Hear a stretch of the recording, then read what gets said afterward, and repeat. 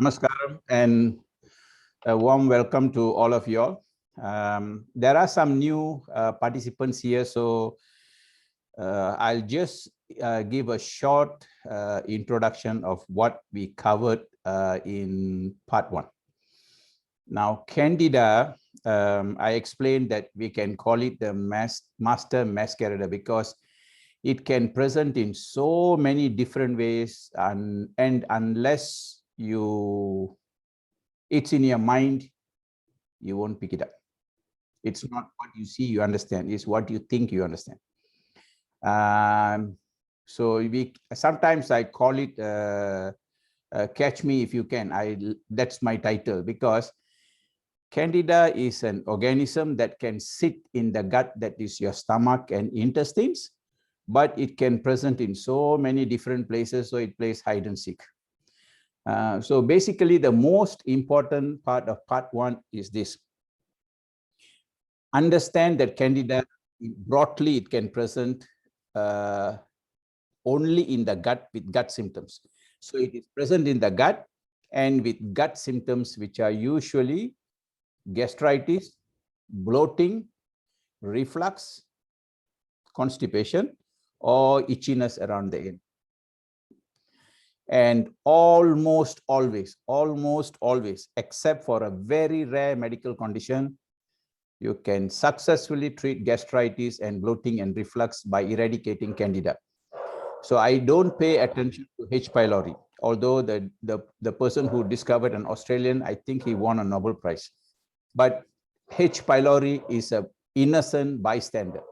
So if you clear the Candida, you will realize that even in the presence of H. pylori, which usually doesn't, after the treatment, you will get rid of the gastritis. So Candida in the gut only with gut problems.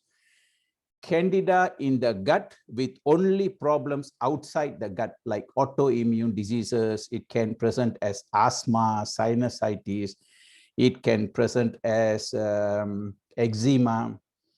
So there are many, many different ways, including headaches, migraines, confusion, foggy thinking, a lot of it, and depression.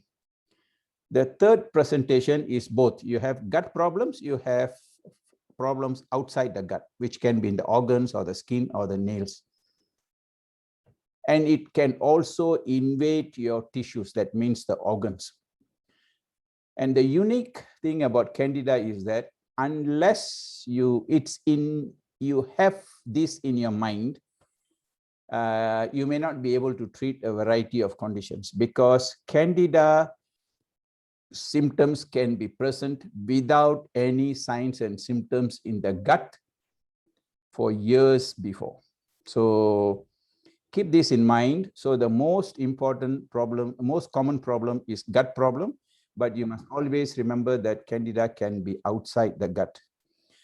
So the other one is,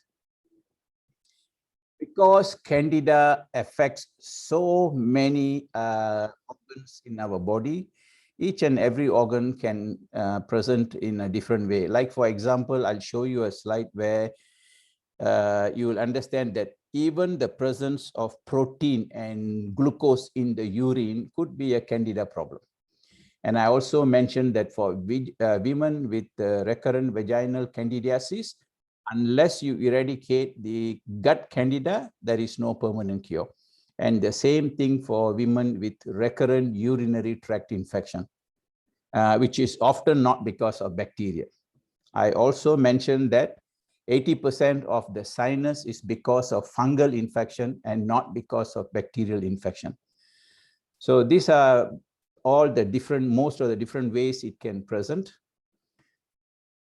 So today we'll go to part 2.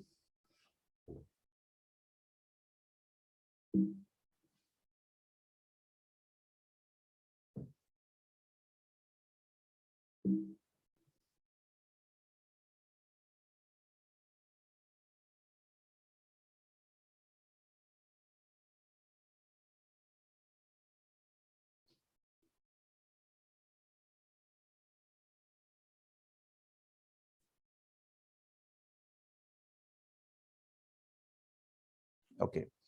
Now, before we go to part 2, some of the signs that you may want to remember. If you have chemical intolerance, if you have food allergies, you have sugar cravings, you have headaches, confusion, or irritability, you probably have an overgrowth of Candida. If you have fatigue, muscle and joint pains, depression, very common feature, menstrual or libido problems, partial loss of short-term memory and concentration, you probably have an overgrowth of Candida. If you have sinusitis or infection in your ears, pharyngitis, tonsillitis, this is very common among children. If you have reflux, gastritis, bloating, or a lot of gas, if you have irritable bowel syndrome, Crohn's disease, ulcerative colitis, and vaginal candidiasis, you are very likely to have an overgrowth of Candida. And if you are sick and tired all the time, you are most likely to be suffering from fungus Candida. So it's all about yeast. I'll pick up the important slides so that it can be a refresher for you. And why is it so common, including children, the use of antibiotics? Broad spectrum antibiotics, the stronger the antibiotics is often or always associated with fungal overgrowth. In fact, there is a drug doctors will know, it's called Flagyl. It's like a semi-antibiotic. I gave it to a patient who she came back. I gave it to a very different condition, which is an infection in the vagina, because she had this fishy smell. So this is not fungus.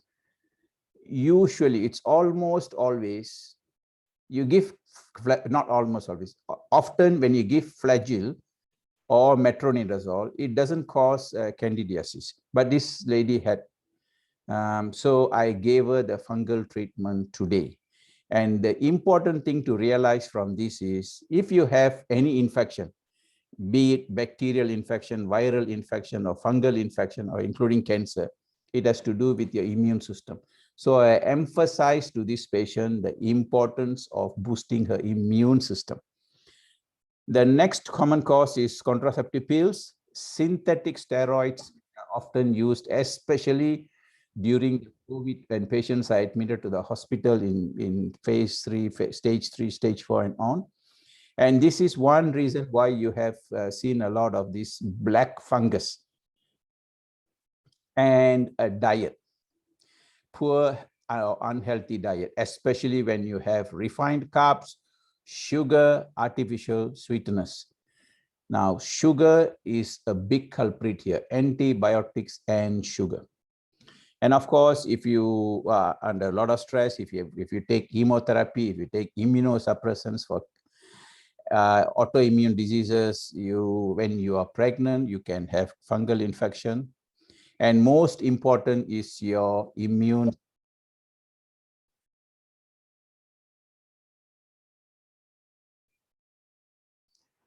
One other reason is because the widespread use of fungicides.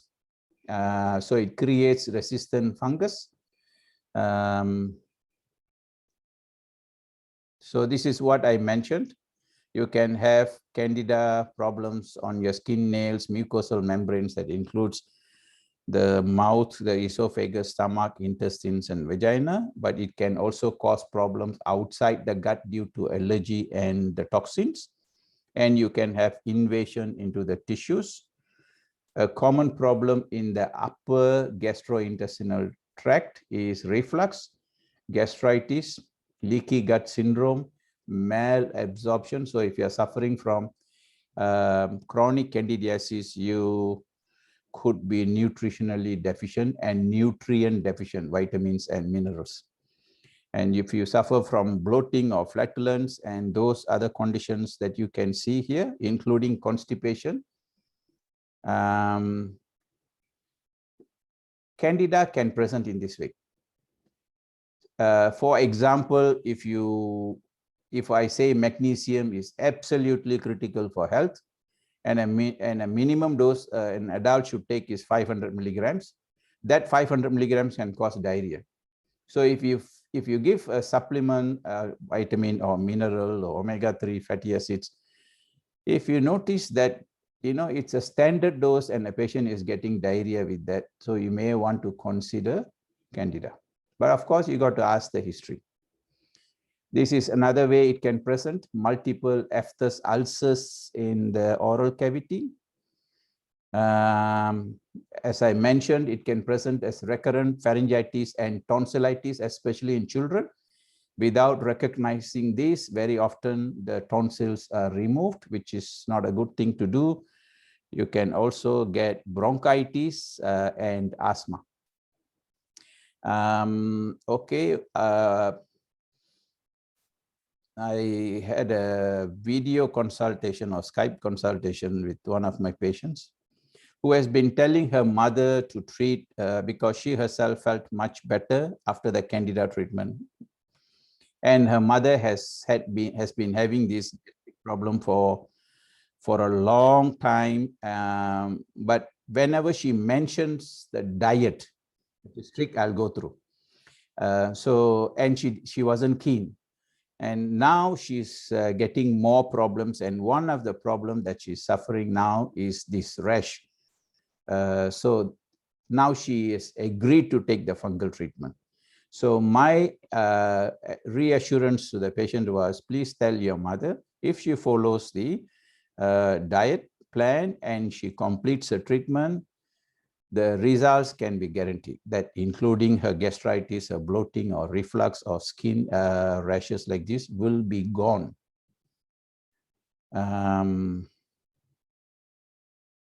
So these are some of the examples before and after treatment. Eczema, you can also do a lot of good.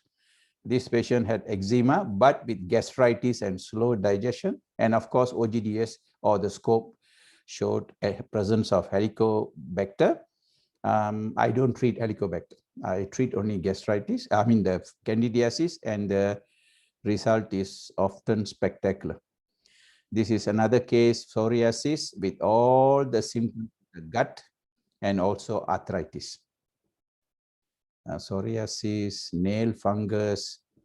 Now, this is a gentleman, very impressive how he has healed. I'm going to go through one more time because I have the latest results now.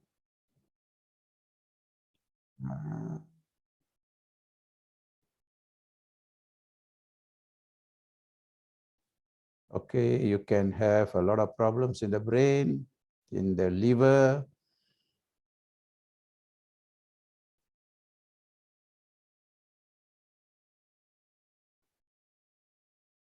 Candida can also, I mentioned, it can disturb your hormones, especially the female hormone or estradiol. And so your natural estrogens may not work.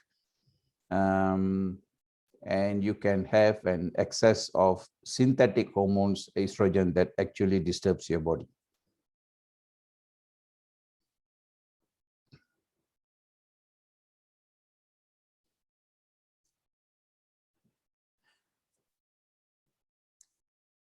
Please remember frequent urinary tract infection. Endometriosis can be associated with Candida. Small breast because it disturbs your hormones from working, and recurrent vaginitis. This is in women. Men can also have problems. It can cause prostatitis, burning when you pass urine, or you have prostate problems, enlarged prostate problems, and you have the deep pain.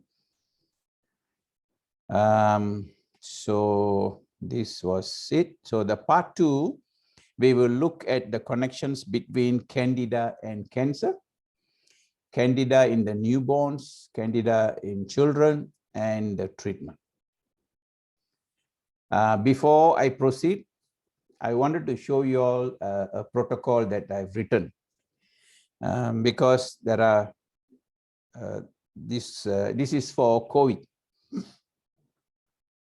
Either there is so much of fear about having been exposed, there's a lot of fear when you test positive. There is extreme fear when you have symptoms. And there is so much of fear that people, even after vaccinating, they worry about the side effects and they continue to be so frightened, especially because now every now and then there is a new variant that is being spoken about. Now apparently there are 7, not only the Delta, and I don't know when all this is going to end. So the principle behind preventing and treating not only COVID, all viruses, including dengue, chickenpox, Zika, Ebola, all viruses. You need to just tune up your immune system, both for prevention and treatment. And the sooner you initiate the treatment, the better the results. So vitamin C is very important. The more you take, better, because this is a different principle, different rule that you apply for vitamin C. So I prefer that you optimize the vitamin C by taking both the buffered vitamin C, which is usually in the powder form. You can take as soon as you wake up after brushing your teeth, because it has to be taken in an empty stomach. So the recommended dose is 1 teaspoon upon waking up and ½ teaspoon before you sleep in an empty stomach. Please remember to gargle your mouth, because you don't want dental erosion. Vitamin C, you should take at least 2 capsules 3 times a day of liposomal vitamin C. You need to take the regular standard good quality vitamin C. You have to take 2 tablets of 1000 milligrams a day, at least 6 hours. Vitamin D3 should be 10 drops of 2000 international units a day. So it should be 20,000 IU. And glutathione, which is a the precursor amino acids in a powder form. You take 1 scoop twice a day. Zinc 100 to 200 milligrams 2 times a day. That means twice a day. Okay. If you all want to note it down or take a snapshot. Now, this is what you need to do for 1 week before and 2 weeks after the vaccination to prevent short-term and long-term side effects. Now, my observation in my clinic is this. Although I hear about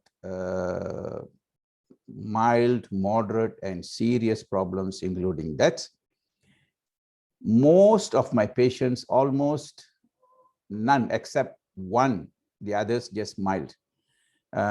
They did not suffer badly, and most of them are on immune boosters, vitamin C, D, and glutathione. Only 1 patient, she came back twice with shortness of breath, a patient who had been suffering from, although she's completely cured of an autoimmune disease, somehow she couldn't tolerate the vaccine. So this is the same thing that you can do even if you have been exposed or if you have the mild symptoms. But of course, if you have more severe illness, then one other thing that works wonderful is intravenous vitamin C. If you have access to a doctor who does this, that will be a wonderful thing to do if you have more severe problems. One of the ways that Candida presents is as autoimmune diseases. Autoimmune diseases means your immune system is working against your own self instead of protecting.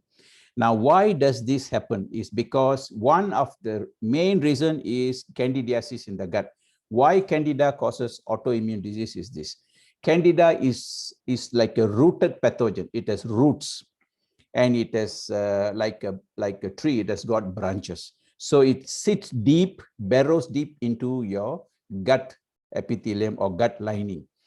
Now, when it does that, it causes minute pores in the gut that leads to leaky gut syndrome.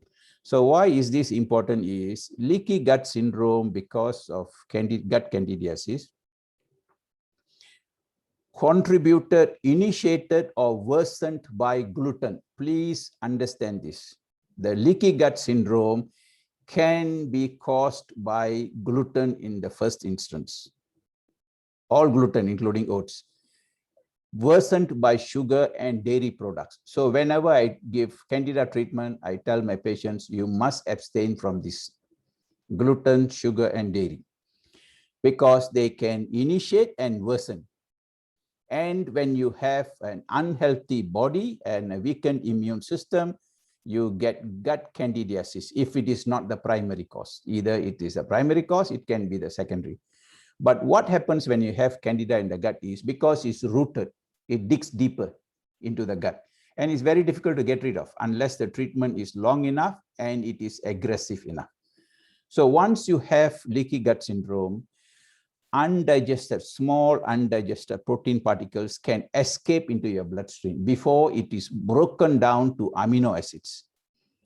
Normally, a protein is broken down to single unit amino acids, and then it's absorbed. That's not a problem. But if you have leaky gut syndrome, undigested proteins can be absorbed, and your immune system will immediately mount a reaction. So then the immune system will remember because it has memory cells. Once this threat is gone, any part of your body, any cells that resemble these amino acids will be recognized by your immune system as foreign, and it will start attacking.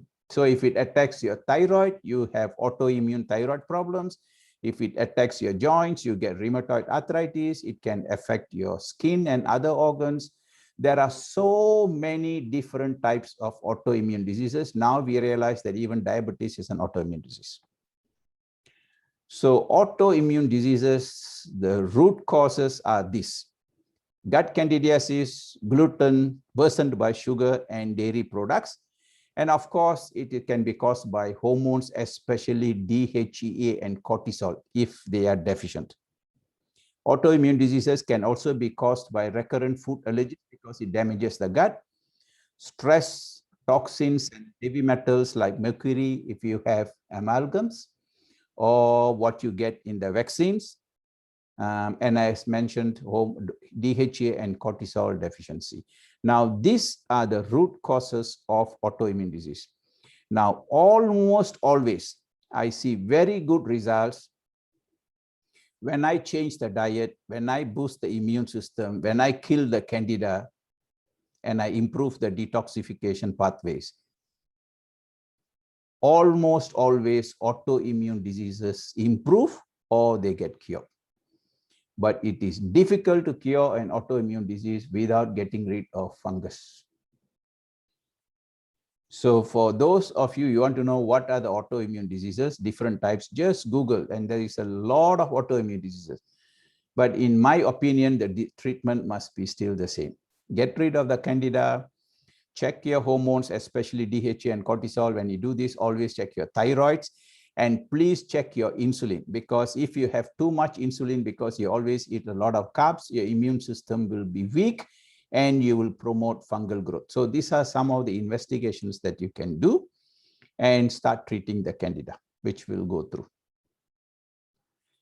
So the clue, or if you go back as doctors, or you can assess yourself, if you have an autoimmune disease, ask yourself if you have especially the gut problems: gastritis, bloating, reflux, flatulence, perianal itchiness.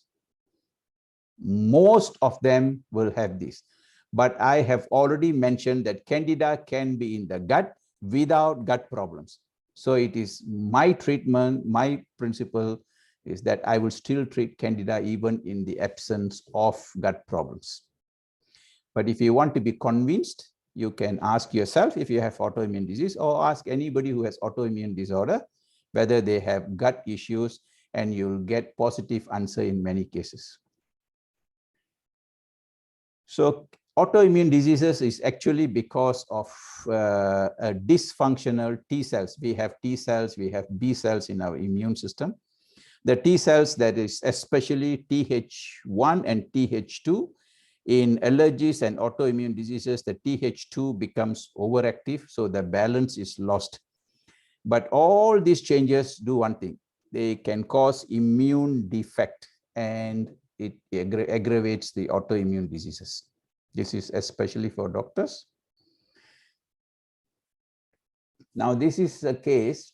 I'm not sure how many of y'all have seen anybody who has an autoimmune myositis, which means this autoimmune disease is affecting her muscles. So this lady came to me as early as 2013 with lots of pain in the muscles, and she has seen orthopedics, she has seen skin specialists, seen rheumatologists, and after biopsy, and she was diagnosed as autoimmune myositis, and the disease was not going away. She had recurrent pain, and so she came to me in 2013. The thing is that she improves, but she was never good with her diet. So 6 months, 8 months, a year later, she'll come back with the same problem, and she goes through the same suffering. Then she goes through the treatment, she feels better. Then she kept on coming until end of 2020. And she got into a lot of trouble, a lot more suffering than before. And she decided once and for all to follow a healthy diet. And now she's much, much better. She looks better. She's pain-free. Otherwise, she used to suffer from so much of muscle pain as well as joint pain. So she can't lift her shoulders. She's a teacher. She couldn't walk properly, pain in muscles everywhere. So she's much better. Look at the results. This is a cancer marker. I've got some slides. I'll show you the link between cancer and candidiasis. This is a cancer marker. It should be less than 36, 117. After Candida treatment, it comes to normal. So this is not because of cancer. It is because of fungus. Of course, autoimmune problem with some of the antibodies that we checked, they were excessively high. They came down. Homocysteine is a test that I routinely do, and I advise all of y'all to do. Healthy level must be below 9. But anyway, she had 29, and then it came to 21, and the latest was in 12. Now, because of financial problems, I didn't do all these investigations again, because I know I have a diagnosis. I know what is the root cause, and I was happy that she improved with the treatment. So, and she couldn't afford to keep doing all the investigations and go through the treatment as well. Okay. This is another patient, rheumatoid arthritis, another autoimmune disease. She had been on painkillers, salazopyrin. This is a toxic drug, especially to the immune system. Azathioprine, another toxic drug, and methotrexate. All these are very, very toxic drugs. She has been on 5 years, and despite all this treatment, she still had swelling, she had pain, she had effusion in her knees, and there was suffering. And this, she came to me. Now she's, of course, she's completely drug-free and pain-free. The only thing she had was in between the last at least 4 years, initially when she had chicken, she used to get a pain, and a couple of other food. So I told her that there is no need to spend money on doing food allergy tests, which is expensive. Just be smart enough to pick up the food or keep a food diary, identify the culprit, avoid it for a bit longer, and then try once in a way, small amounts. If it is acceptable, she can maintain that small amounts once in a way. Anytime it troubles her, she has to stop for a while longer. So the point is, she is drug-free and pain-free. And these were the investigations. DHEA was very low. It should be up to 9.6, 75% of these. Cortisol was also low. It should be up to 620. Thyroid was on the low side. T3, T4 was on the low side, T3 also on the low side.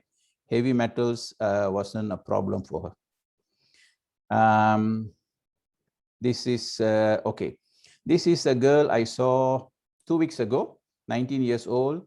She had another form of autoimmune disease called SLE, systemic lupus erythematosus. It presents as recurrent fever, and it can cause anemia. It can have, they usually present with the, we call it mala flush. They have redness and on the cheek. Or it can present as arthritis. Multiple ways it can present. So why she came to me is because she has been on treatment for the last 4 years. But this was her treatment: hydroxychloroquine, again azathioprine, and prednisolone, synthetic steroid, 60 milligrams a day, which is extremely high. For doctors who have listened to my hormone lectures, I use only hydrocortisone. But of course, you can use prednisolone in severe cases for a few days is okay. So 60 milligrams is equivalent to 300 milligrams of hydrocortisone, which is equivalent to 30 tablets of hydrocortisone a day, which is what we don't use. We use maximum 3 tablets. So this suppresses the immune system. It can promote Candida. And she was also on and off antibiotics. Now, she came to me because of ulcers in her mouth, full, on her lips, on her tongue, on her cheek. She could hardly open her mouth. See? So one of the test investigation which we covered previously is CRP. Okay, C-reactive protein. Healthy levels must be below 1, and she had 14.5. Okay, and of course, I did a blood test. I'm still waiting for it, but classically she was hypothyroid because she was cold, and you can see the sallowness. Of course, part of it is because of anemia. So typical case of hypothyroidism as well, but I need to look at the DHA, I need to look at cortisol, and usually it also includes cancer markers. Now, she was supposed to come on Wednesday or Friday, but then for some reason she didn't turn up. I wanted to take another picture if she had improved.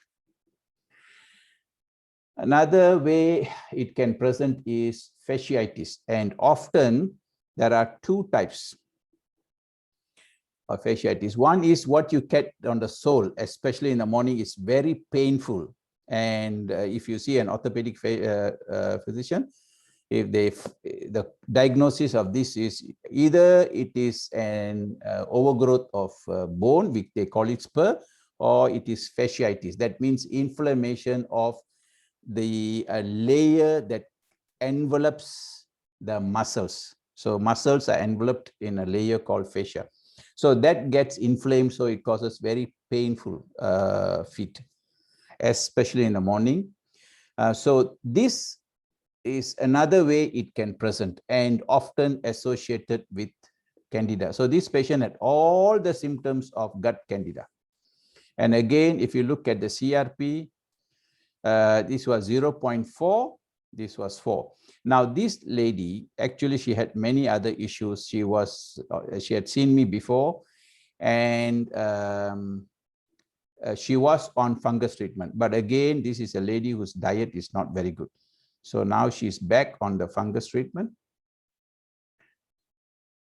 So that's about autoimmune disease. So if you want to help an autoimmune patient, you need to consider Candida treatment. From my experience, it's very helpful to treat Candida. Candida can also be associated with suppressed immune system because of the toxins that it releases. And especially if it suppresses your B cells that produces antibodies, and your macrophages that are large cells that engulf foreign pathogens and destroy them. This is the first line of defense. B cells or antibodies is the second line of defense. So this, the first line, second line. So, but both of them can be suppressed. So obviously you will get recurrent infections, bacterial, viral, and parasitic. So somebody gets recurrent infections, please consider Candida and go back and ask them if they have gut problems, ask them if they have skin problems or nail problems. Look at that. Candida has a destructive and suppressive effect on the immune system, so it can increase the risk of AIDS, Ebola, and other viral infections.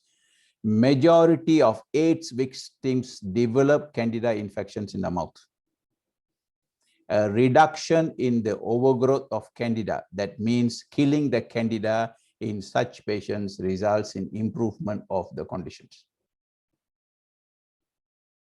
And the reason why they don't improve from chronic infections is because we don't look at the diet, we don't look at the immune system, we don't consider Candida, we don't consider the intake of sugar, which kills the immune system, we don't consider hormones like thyroid, DHA, and cortisol. One of the viral infection is Epstein-Barr virus, EB virus. So how it presents is fatigue, muscle ache, recurrent fever, sore throat, and tender nodes like a flu-like feeling. And many of these patients, including those who have infectious mononucleosis, have chronic candidiasis. So whether it is really a viral infection or whether it is a Candida infection is difficult to say, but it's good to treat the Candida because all the symptoms, all the features that I've put up here, I've gone through how Candida presents itself. They're all similar to Candida. So whether Candida was there first or the virus was there first, we are not very sure. But then often when you see a chronic viral infection or a chronic bacterial infection, especially if they have been given antibiotics, they are very likely to have Candida. Chronic fatigue syndrome is another condition associated with chronic candidiasis. If you go through the history, these are patients who would have received repeated antibiotic treatment during childhood, either for recurrent flu-like symptoms, which is not because of virus often, or tonsillitis or pharyngitis or bronchitis. So that history will usually be prominent. And another common feature in chronic fatigue syndrome is irritable bowel syndrome, vaginal candidiasis, PMS, headache. All these are also common. And I have shown you before this that all these symptoms, IBS, irritable bowel syndrome, vaginal candidiasis, and PMS are often associated with Candida. So chronic fatigue syndrome can be because of Candida, likely. So it is definitely worthwhile treating Candida in chronic fatigue syndrome. But of course, you have to look at other things. You need to look at vitamin C, you need to look at vitamin D and glutathione. You need to definitely look at thyroid hormones.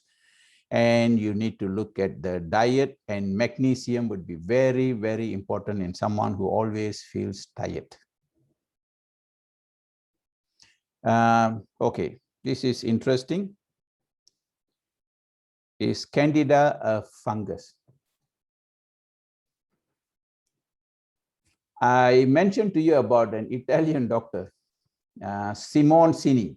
If you can Google, there are YouTubes, you can check, Simoncini. He is a doctor in Italy, physician in Italy, who was practicing treating cancer patients, and his treatment was mostly for fungus. When he presented this and he had successfully treated many patients, he was, I mentioned to you that he was delisted, and his treatment was intravenous sodium bicarbonate or baking soda, and he had numerous successes. Just one patient died and he was delisted from the medical board, and he went to jail for about 5 years. Yeah. But we have so many deaths from drugs and vaccines. None of them get to go, sentenced to prison. So this is the situation which we doctors are uniquely in. Some of us who understand how a disease should actually be treated are not allowed to do so. We are reprimanded, we are threatened, and we are punished. Sometimes you get fined, you go to jail, and many ways. It's sad. Why is because we have been brainwashed, especially we doctors, from the time we enter medical school. The very definition of treatment is wrong, because any treatment that is natural was there for hundreds of years ago, maybe thousands. But they are called alternative treatment. Whereas what came 100 years ago, pharmacological drugs that are usually toxic and none without side effects, no drugs actually address the root cause of a disease and results in healing. They have come to be known as mainstay treatment. So from the time we enter medical school, we have been brainwashed to think that these are alternative treatments, and many doctors still believe that there is no truth in these treatments. So what should be a mainstay treatment is all this natural treatment, which is what your body wants to heal. And everything else should be alternative treatment. Anyway, coming back to cancer and Candida. Candida can be found in about 88% of cancer patients, solid cancers. I'm not talking about leukemia like blood cancers. It can be there. And there are several mechanisms why Candida is an initiator or is associated with cancer, is because the toxins released by Candida, called mycotoxins, suppress immune system. I've discussed this in my first lecture, and I showed you some slides just now. And they can also cause DNA damage, and they can cause mitochondrial damage or dysfunction. Now, we had webinars. I have spoken about mitochondria and its connection to cancer. Now, when mitochondrial health suffers or mitochondrial dysfunction happens, then there are wrong signals sent to your DNA that can initiate the cancer. So cancer is unlikely to be initiated by the DNA itself. It is from mitochondria. And remember, mitochondrial dysfunction or mitochondrial damage, the biggest reason is, or the common culprit is, too much of carbs and sugar, especially sugar, because digesting carbohydrates and sugar releases a lot of free radicals, and where the digestion for energy is happening is in the digestion in the gut, and the conversion of your food to energy or the ATP happens in your mitochondria. So if we eat a lot of sugar or carbs, the first cellular component that suffers is mitochondria, and that can initiate cancer changes. So there are many reasons why Candida can cause cancer, and Candida can cause chronic inflammation that causes a lot of free radical release. Free radicals and chronic inflammation is an underlying cause for almost all the diseases, including cancer. And Candida toxins can also promote cancer cell division. And of course, the standard treatment, chemotherapy, which almost always doesn't work, in my opinion, promotes Candida. Now, this is interesting. Is Candida is a fungus, or cancer is a fungus. Both fungus and Candida metabolize or burn sugar without oxygen. They don't need oxygen because they are happy living in low oxygen environment. Both can only use glucose for energy. That means if you want to treat cancer, you want to kill the fungus. If you want to starve them, you must remove carbohydrates, which become glucose. And this is like a keto diet, which is necessary at least in the initial part of the treatment. Both eat only glucose or sugar. Both will die if the sugar supply is blocked. Both survive only in acidic bodies. So it's very important to keep your body in an alkaline medium, which we will discuss. Both produce lactic acid to increase the acidity, and both respond to antifungal treatment. Most solid cancers and most cancer patients in late stages have concomitant candidiasis. So the point I'm trying to make is, if you have someone with cancer, especially solid cancers, please consider fungus or candida. And in my opinion, it should be treated along with immune boosters, and a general detoxification and a change in diet is a must, without which there is no healing. That's why patients who undergo chemo or radiotherapy or just surgical treatment hardly ever come out of it.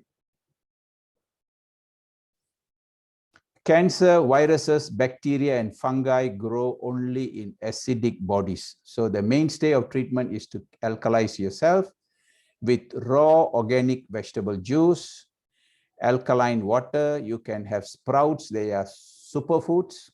You can have sprouts of various types of grains and beans and peas. Lemon juice. Okay.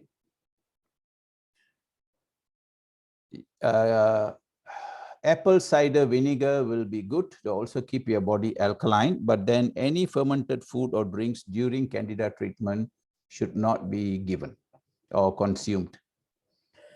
Suspect candida in cancer patients with no risk factors or healthy, and those who have healthy lifestyle. So what I'm saying is, if you have someone who is, say, who doesn't smoke, who doesn't drink, not much of stress and no sugar, healthy, exercising, and if they suffer from cancer, then we need to consider fungus for some reasons, like if they have been taking antibiotics or whatever. Most will have preceding history of fatigue, memory loss, constipation, bad breath, allergies, and gut issues. So now if you go back and ask anybody whom you know who is suffering from cancer or who has suffered from cancer before, if you ask them, very often they'll have the gut problems and allergies.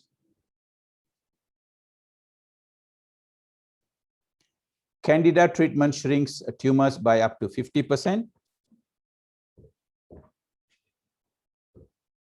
It reduces cancer cell growth. Now, interestingly, anybody who does a routine blood test will have tumor markers, yeah, or cancer markers.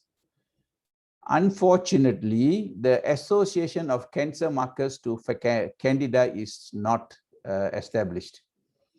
So anyone who has a raised tumor marker or cancer marker undergoes many investigations, including PET scan, MRI, CT scan, only to have them as normal and only to have them repeated because nobody can explain.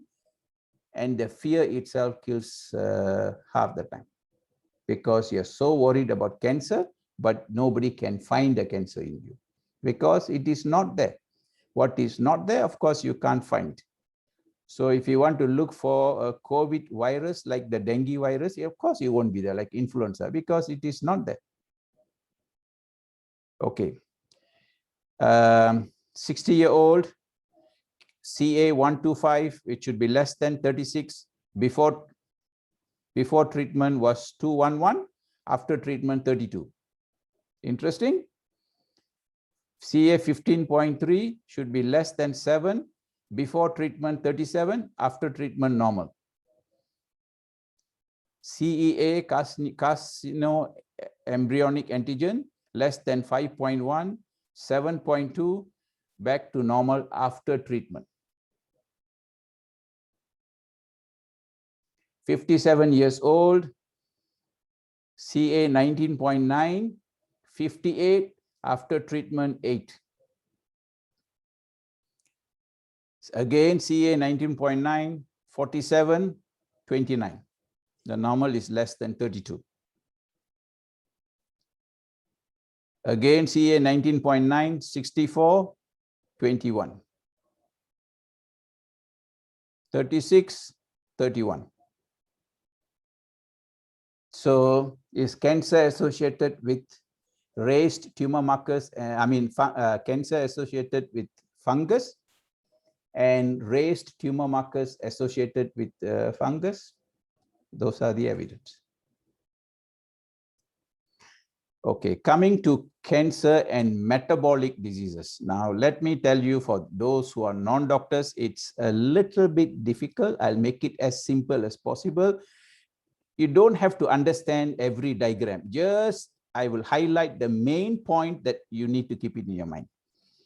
So when you have metabolic disorder, what I mean is the Candida toxins. The Candida can release hundreds of toxins. They cause unique problems in the body because we have a cell membrane that is very soft and pliable. Okay.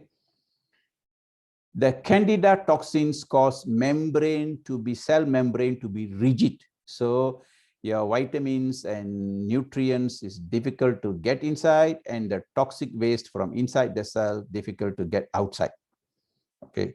And Candida releases toxins. As I mentioned, one of the toxin that has got a lot of effects is called acetaldehyde, which I asked you all to go and Google and read about it so it doesn't become too heavy today. And they can also have metabolic effects. I'll share some of the problems it can cause, plus neurotransmitter or the brain hormone abnormalities that decides your mood, psych, behavior, and so on. And as I mentioned, anti-Candida antibodies to yeast antigen may induce generalized symptoms long before the appearance of symptoms local. Okay, so you may not have gut problems, but you'll have to connect the dots.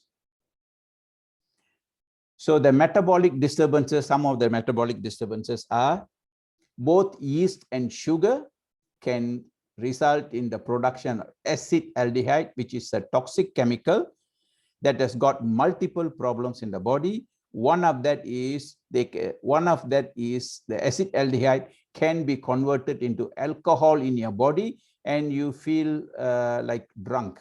Some of us experience when you have a lot of fungus that you always have this high. There has been cases where pilots have won the court case by proving that they were not drunk when they were punished for high alcohol content, and that is because of fungus. And of course, yeast and sugar causes a lot of carbon dioxide in the gut that causes gas and bloating. Now, in the presence of yeast, you get acetaldehyde, as I mentioned.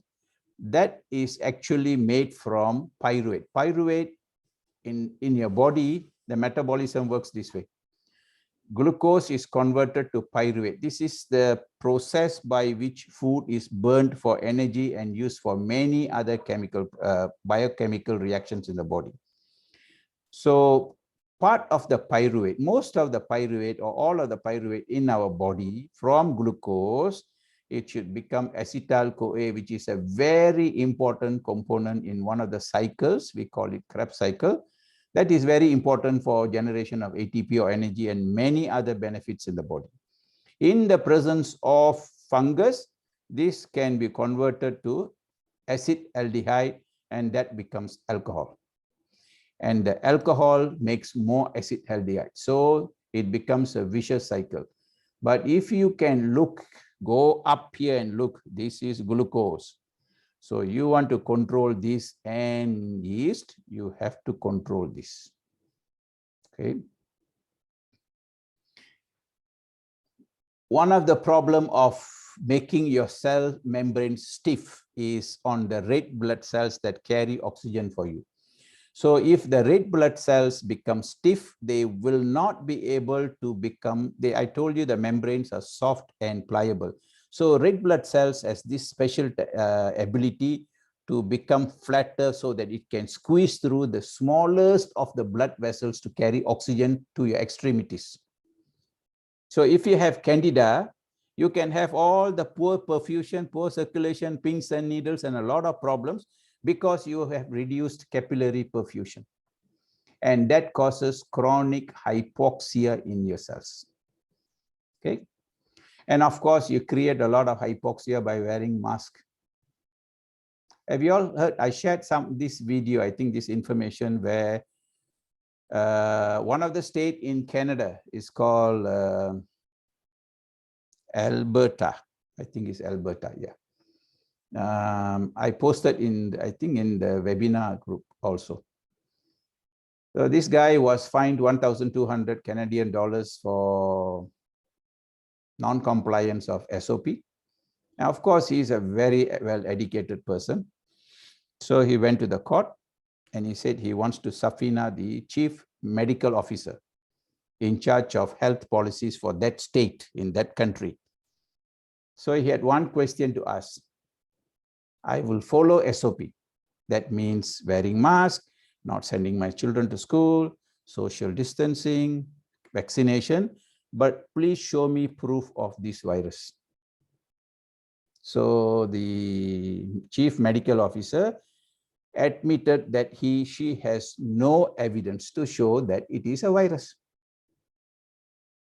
And now in that state, this is the first case. I think there were also cases won in Portugal for masking, and Portugal was for the test, that the test is not reliable. They won in a court case. In Spain for mask, and this was a phenomenally successful case. So you can Google and see. I think his name is some King. I forgot, or is in the chat group. So wearing mask, coming back to Candida, causes a lot of hypoxia, chronic hypoxia, and we don't know how many people are going to suffer from memory problems in the years to come, or heart problems. It binds to, okay. Now, one of the problem with acetaldehyde is it binds to some of the very important biochemical substances in your body. And you don't have to remember the medical words. They are called sulfhydryl and amine. But most important is this amine protein, sulfhydryl and amine proteins, mostly if they are bound to this in the portal system, that means the supply of blood to the liver, it's a big problem because this is where your insulin has the sulfhydryl and amine proteins. So when you have Candida and you have acetaldehyde, it binds to your insulin and your insulin is not able to work, creating insulin resistance, increasing the risk of diabetes and obesity, and insulin resistance can also suppress your immune system. Now, this would be a very interesting talk because high insulin and insulin resistance can cause what I usually say as A to Z disease, because it can cause anything. It is another problem like Candida, from A to Z or head to toe. So presence of Candida overgrowth in the gut can cause insulin resistance, obesity, diabetes, and a host of other problems. So would you consider somebody with diabetes to be treated for Candida? I would very much want to do, unless the patient refuses. Because almost always, if you ask them if they have gut-related problems or if they have eczema or other related problems, the answer most likely will be yes to many of your questions. Okay. So insulin resistance can be reversed, including impaired glucose tolerance with Candida treatment. Okay. Now, acetaldehyde can also suppress the release of free fatty acids from your fat or adipose tissue, which means it suppresses the burning of fat or oxidation of fat. So if you don't burn your fat, of course, it's going to cause obesity and atherosclerosis. Acetaldehyde can also affect your kidney and the nephrons in the kidney, So it causes leakage of glucose and protein. So you find this in the urine as glucose and protein. So my treatment will always be for Candida as well. Okay. So Glycosyria is Candida induced, very likely. The acetaldehyde, which is a toxin from Candida, by increasing the membrane, cell membrane rigidity, can increase short chain saturated fatty acids and reduce longer chain unsaturated fatty acids. To make it simple, say you have saturated fats, which are mostly from animal fats, and unsaturated fats from plants, seeds, coconut oil, which is actually not unsaturated. Long chain is medium chain. So if you have too much of saturated fatty acids, it can cause the cell membranes to become stiff. You need more of long chain unsaturated fatty acids like omega-3 to keep the membranes soft and supple. But the problem with fungus is it increases the short chain fatty acid, short chain saturated fatty acids, increasing the risk of many diseases. And of course, once your cell membrane becomes rigid, I told you the transport of electrolytes, nutrients, all that will be affected, and your cell's ability to detoxify the toxins will be reduced. Okay. Another problem is if your cell membranes become stiff, it reduces the number of receptors and function of receptors. Membrane receptors are where, say, supposing you have an insulin as a hormone, and in order to enter the cell, it needs to dock onto something on the cell membrane that helps the insulin to get into the cell, and those are called as receptors. So if you have cell membrane rigidity because of acetaldehyde, you have reduced in number and function of the receptors. So it can affect not only hormones, it can insulin, it can affect other hormones and other receptors for your nutrients as well.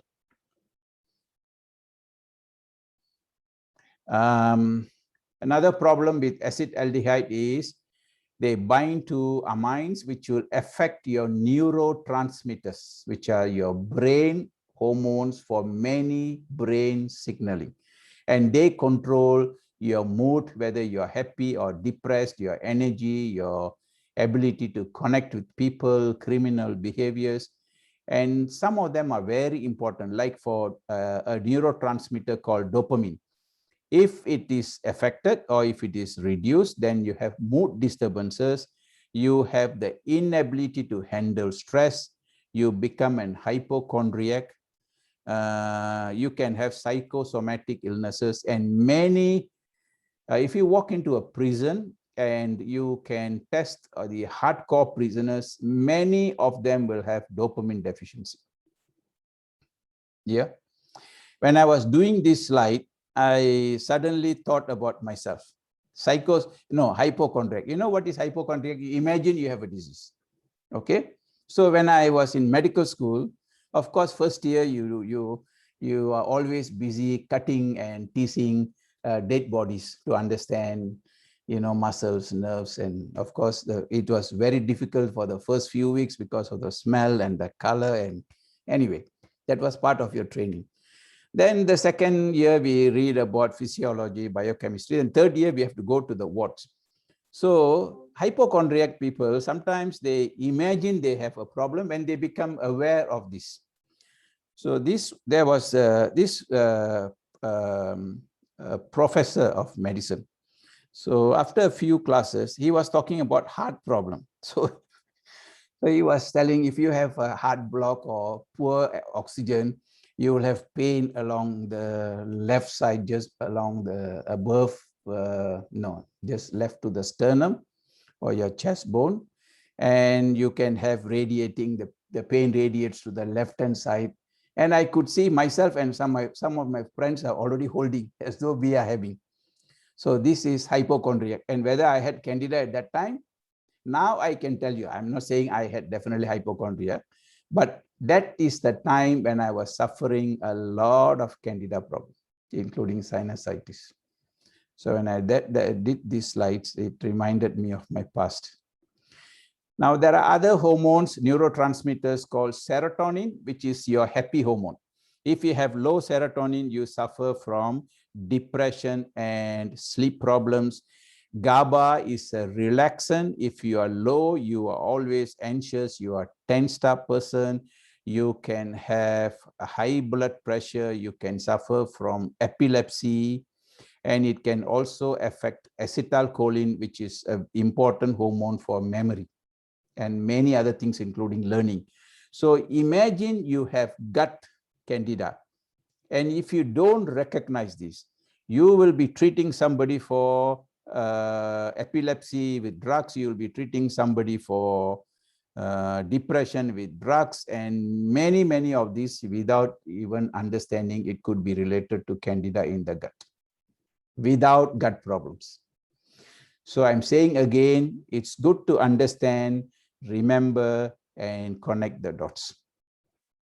Acetaldehyde, which is again the toxin from fungus, can bind to your nutrients, can bind to your platelets, it can bind to your white blood cells, red blood cells, and it can oxidize the acetyl-CoA, which I mentioned to you, which is very, very important in your cycles that generates energy.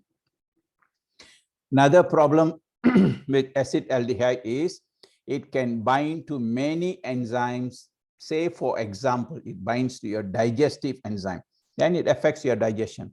When the food is digested, it becomes food for yourself. When the food is undigested and sits in the gut, it gets fermented, then it becomes food for bad bacteria and fungus.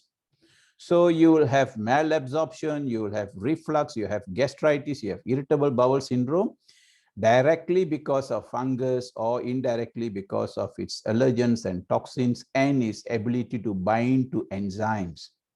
So you lose the ability to digest your food, and I'll discuss these digestive enzymes when I go through the treatment. It can cause deficiencies in essential fatty acids, as I mentioned, omega-3. It can cause deficiencies in amino acids, nutritional deficiencies in zinc, magnesium, and vitamin B6, which is very important. Acetaldehyde actually destroys vitamin B6. This is also interesting. These highlighted ones are important ones, not that the others are not important. It inhibits sodium and uric acid excretion from the body, causing hypertension and gout. So gout, typically the root causes are high insulin because of excess carbohydrate intake. So it's just not because of uric acid per se, but there are other causes. So it is of little use to use drugs to reduce uric acid and hoping that gout will improve, which doesn't, without understanding that it is related to high insulin levels and the presence of candida. It can cause problems with your platelet aggregation. That means you have clotting problems. It can reduce your ability to burn fat. You have obesity. It can cause sympathetic overactivity because your body is balanced with sympathetic and parasympathetic nervous system. So if you don't balance, you lose the balance. Then when the sympathetic activity becomes higher, then you become anxious, you become moody, you become irritable. There you also get hypertension, heart problems, and so on. It can stimulate corticotrophin releasing hormone, which stimulates the secretion of cortisol. Excessive stimulation, prolonged stimulation of cortisol causes adrenal weakness. It can affect your DNA and growth, and it can also affect the transport of amino acids and RNA synthesis. And this acetaldehyde, actually I removed some of the slides because it's very long and it can get very technical. So what I'm trying to say, one of the toxin that has been widely studied aldehyde, acid aldehyde, Candida toxin, has so much of effects in your body.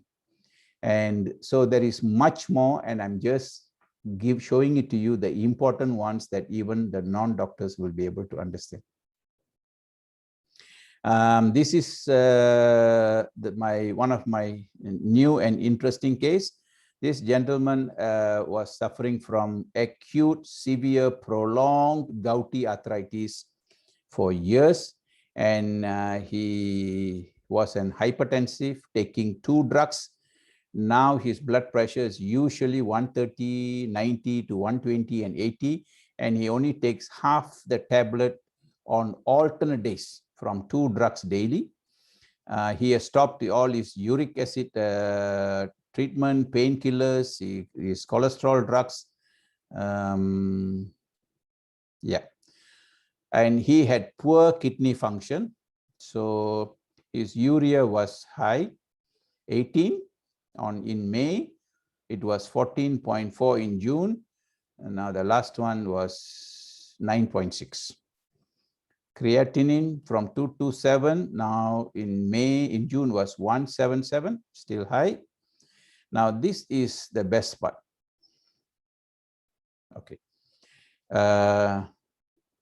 27, 32, and 36. I'm not sure why this is missing. Supposed to update.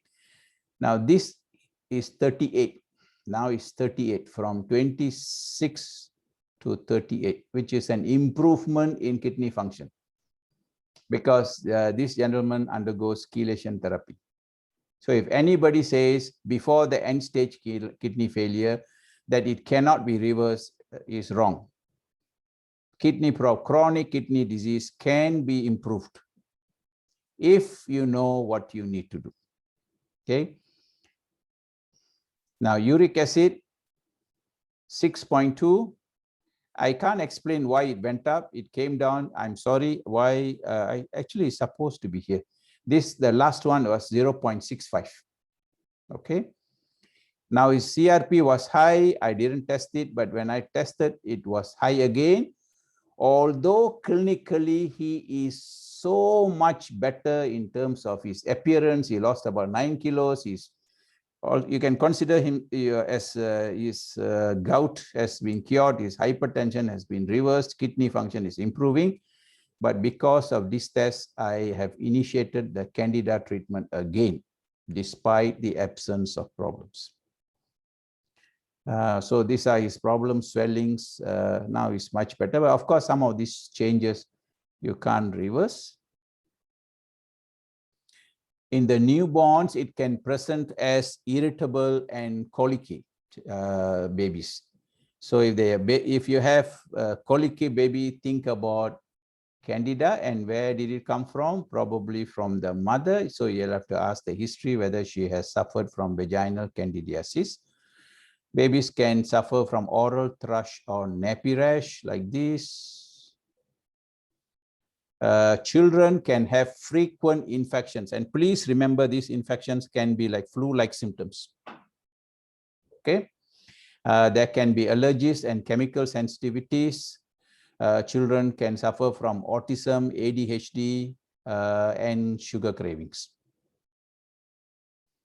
Increase in autism parallels the increase in yeast infections and vaccination. So is there a connection? I would like to think so.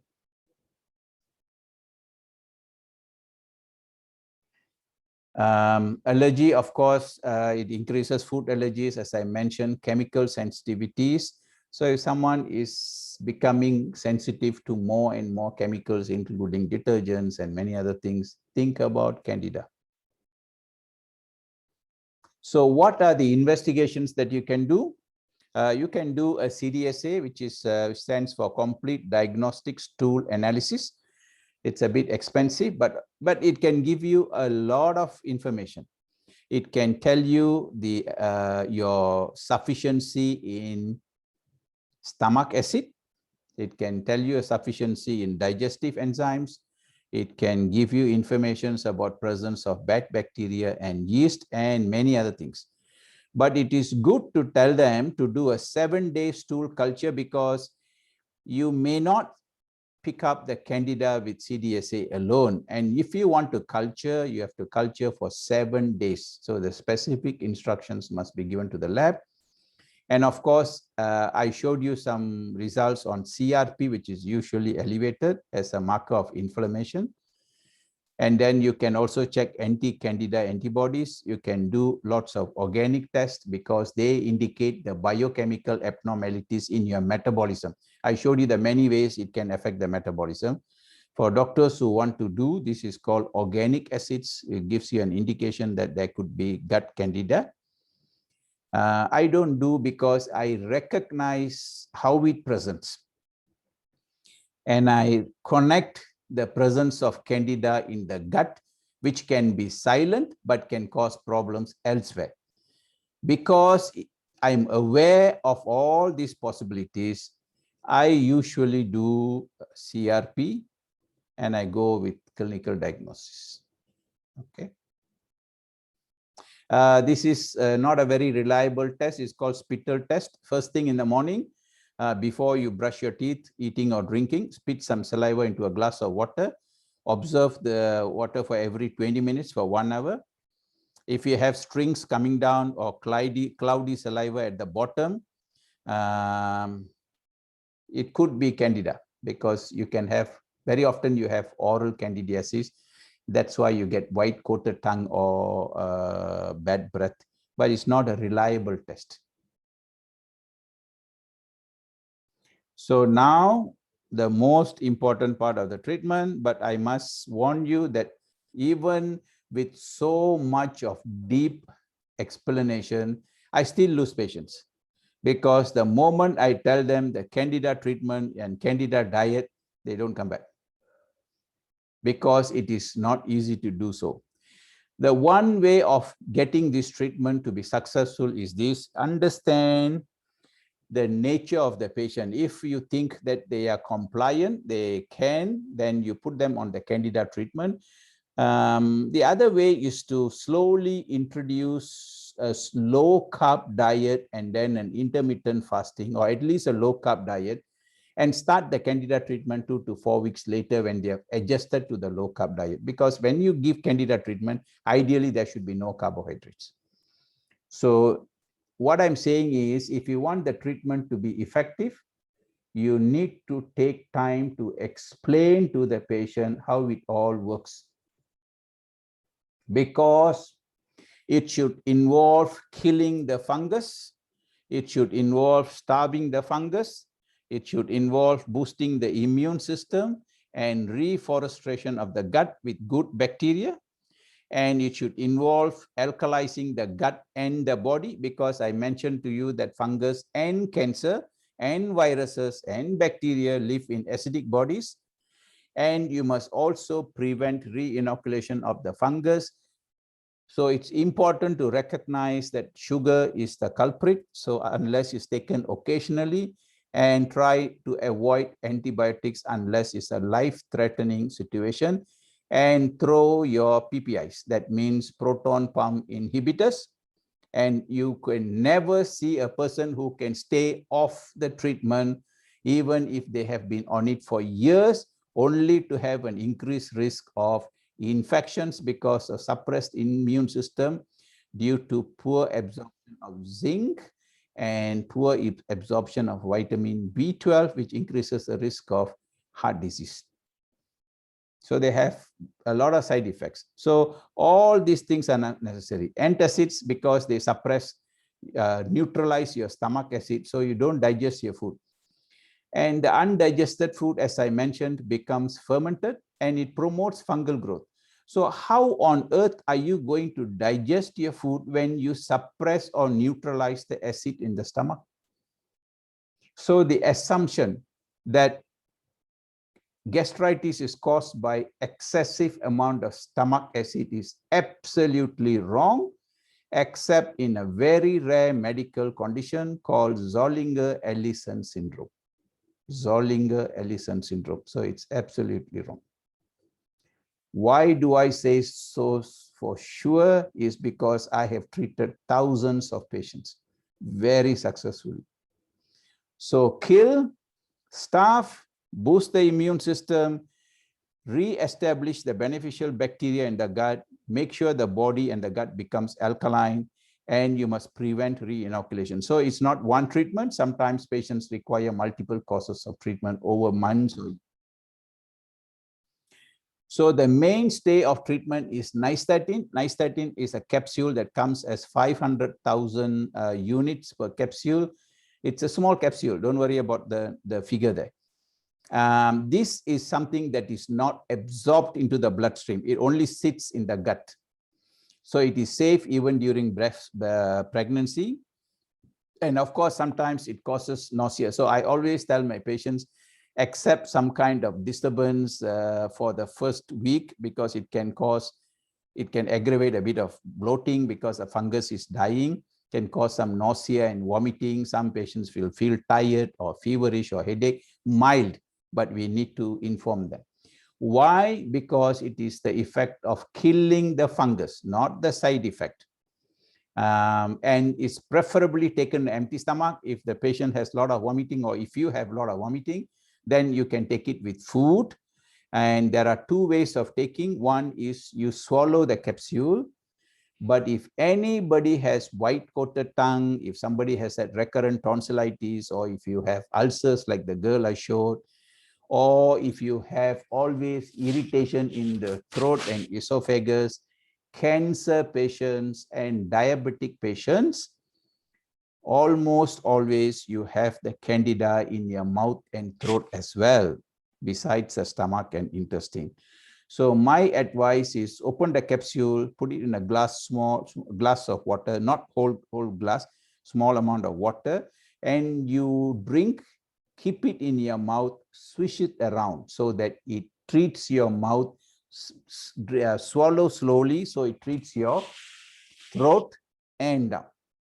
And after about 5 minutes or 10 minutes, then you drink some water to flush it down so that it works in your stomach and intestine.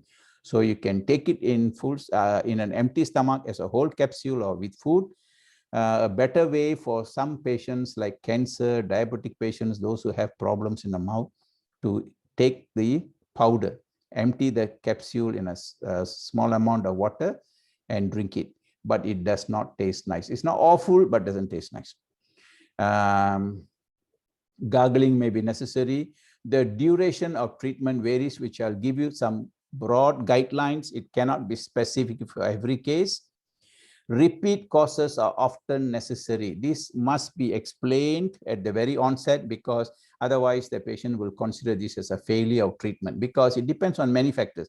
It depends on your immune system. It depends on the diet. It depends on the Candida load that you are treating and the chronicity of the treatment. Like, for example, if somebody you're treating for autoimmune disease or psoriasis, then the treatment can go on for 1 to 2 or 3 months or even longer. And when they have a relapse, the earliest sign of a relapse, you have to quickly start the treatment again, but maybe for a shorter duration. So repeat courses can be necessary. We need to understand this, because I mentioned Candida is not like a virus or bacteria. It's one bullet just wipes it off. This is a rooted pathogen that sits in the gut, burrows itself deep, so it's not easy to get rid of with one course of treatment. Nystatin treatment, as I mentioned, it can reverse insulin resistance, so you can see an improvement in glucose and protein in the urine. And it can also reduce your free fatty acids, so that you can have it can help in weight loss. Lower dose will be necessary for children. I'll go through the dose. And the syrup for very young children, because they won't swallow the capsule or the powder because it's bitter. But unfortunately, the syrup is very sweet, so there is sugar. But sometimes you just have no choice but to use this.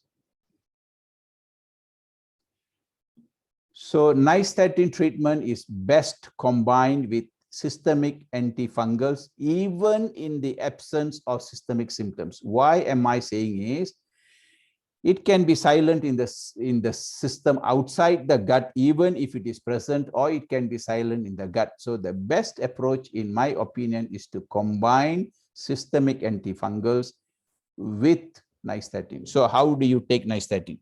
Each capsule is 500,000 international units. So my standard treatment is this. I will start 2 capsules 4 times a day for a few days for patients to just get used to the problems of nausea and vomiting. So for 2 days, then I'll go to 3 capsules 4 times a day for 2 days. And then the actual dose of 4 capsules 4 times a day, it can be a week to 2 or longer, depending on the conditions. And then for some of the chronic conditions, what I do is after the 4 capsules 4 times a day for 1 to 2 weeks or a month, 1 month is not often common, 1 to 2 weeks is often, I'll reduce the dose to 3 capsules twice a day. So from 4, you increase 2 capsules 4 times a day, you go to 3 capsules 4 times a day after 2 days, then you go to the full dose of 4 capsules 4 times a day for 1 to 2 weeks usually, and then it is 3 capsules twice a day. This treatment can go on for 2 weeks, a month, or longer, depending on the chronicity of treatment and improvement. So again, it's not a treatment like 3 days or 5 days and you close shop. But a patient will be very happy with the results. So what are the systemic antifungus that goes outside your gut and works in the body? There are many, but some of the drugs are very toxic. When I was desperate for Candida treatment, this was a very long time ago, I remember taking amphotericin for a very short while, but it did not give me much improvement. So these are safer. Fluconazole, which comes as 150 milligram capsules, itraconazole that comes as 100 milligram capsules. Why I give both is because there are many types of, many strains of Candida. It's just to make sure that I have covered them all. So this treatment, fluconazole and itraconazole, it should be started simultaneously with the nystatin treatment at the same time. So whether you start itraconazole first or fluconazole first, it doesn't matter. My standard treatment will be this way. I give fluconazole 1 capsule a day for 5 days and followed by itraconazole 1 capsule a day for 5 days. So the total duration is 10 days at the same time as the fungus treatment. Okay. Then one of the other very important treatment is sodium bicarbonate. This is not the usual baking soda, this is the food grade baking soda, not the one that you find in baking shops. Now, how do you take this is, of course, you can use it as a rectal enema, which is many patients don't like to do this. Oral is still very effective. The way to take this is sodium bicarbonate, remember, neutralizes your stomach acid. So you must take it only in an empty stomach. You start with 1 teaspoon in the morning, first thing in the morning, and 1 teaspoon last thing at night before you sleep. But it cannot be taken together with buffered vitamin C. There should be a gap of at least 45 minutes to an hour. You have to time it in such a way that you have the discipline to organize yourself. So sodium bicarbonate, you start with 1 teaspoon twice a day. If it causes diarrhea, then you reduce. Now, when the symptoms are over, sodium bicarbonate, if you Google or if you watch YouTube, there are numerous benefits of sodium bicarbonate. So we all can continue to take once a day at least. If 1 teaspoon causes diarrhea, you reduce. So this can be a long-term treatment or daily routine intake. Except very occasionally, I find someone who is an hypertensive have elevated blood pressure with sodium. So in that case, I'll avoid. But this is not common. So if you are a hypertensive, just check your blood pressure. Boric acid and butyrate. Butyrate is low in Candida, so you can use this as a retention enema. That means you have to use it as an enema, hold for about 10 minutes, and then empty your bowels, which is, I don't use this, not often used. And I mentioned to you that Candida binds to digestive enzymes, so you don't have enough of digestive enzyme functions, and hydrochloric acid. Now, why it's important is I don't give it to all my patients, but I do use it. Why is because unlike the traditional thinking that gastritis is caused by excess stomach acid, you will be surprised that these patients can take actually hydrochloric acid to digest the food. And it doesn't cause them problem because they have low acidity. So if somebody comes and tells you that despite the treatment, they still have poor digestion or bloating, or they notice undigested food in the stool, then you know that they are low in stomach acid. So you have to give them hydrochloric acid. And then digestive enzymes. So how do you take this is digestive enzymes just before meals with a little bit of water, or at the first bite of food, okay, first mouth. But you can take it just before meals. And hydrochloric acid is at the end of meals. Digestive enzymes, there are many brands. Usually you need to take 2 capsules with each meal or more if your meal is heavy, especially with animal proteins. Hydrochloric acid, you can take 1 capsule again with each meal. If it does not cause a burning sensation, you take 1.5. And if it still doesn't cause burning sensation, you can take 2. Generally, the dose is between 1 to 2. Some patients will require more, but the moment you feel some irritation in the epigastrium, you reduce the dose. Okay, so you have nystatin, you have the systemic antifungals, you have baking soda, and an option of digestive enzyme and betaine hydrochloric acid for some patients. The second part of the treatment is boosting your immune system, vitamin C, glutathione, vitamin D, zinc, magnesium, selenium, iodine. They are all very useful immune boosters. Probiotics are the healthy bacteria with prebiotics. There are some with prebiotics as well. There is a difference in opinion whether you take probiotics together with the nystatin treatment, which is what I do, but some doctors would prefer to kill the Candida than to reforestate or rehabilitate the gut with good bacteria. Bone broths are also good for immune system and gut healing. In fact, we make very often for bone broth. We make bone broths very often, at least once a week for my 3 children. I'll show them later. Okay, now the mainstay of treatment. This is very important. You do not want to feed the Candida when you are killing the Candida. So there should be no sugar in no glucose. So the diet should actually be carbohydrate free. But I have a problem with many patients. The moment I say don't eat rice as well, oh, they become so sad. They very sad faced. And then no matter what you tell them, the next question is, doctor, what else can I eat? You say, don't eat, that you don't eat. So I tell them, you have vegetables, you have avocados, you have eggs and fish, you have nuts and seeds and peas, you have beans and legumes. Although they have carbohydrates, you can still eat them. But always add vegetable oil, I mean organic coconut oil, mix it with the food and eat, because it's not only it gives you satiety, coconut oil is good in killing the fungus. So as a compromise, if patients still retain their long face, I tell them, okay, you can eat small amounts of carbs, but still it is either rice or quinoa or some millets or sweet potato, but no gluten, no sugar, and no dairy products. And I'll tell them that I'm so sure about my treatment that it will work. If you come back to me with the same symptoms, if it is not even reduced, then the problem is with your diet or the supplements, not with the treatment. Why? Because I'm so sure that it will work.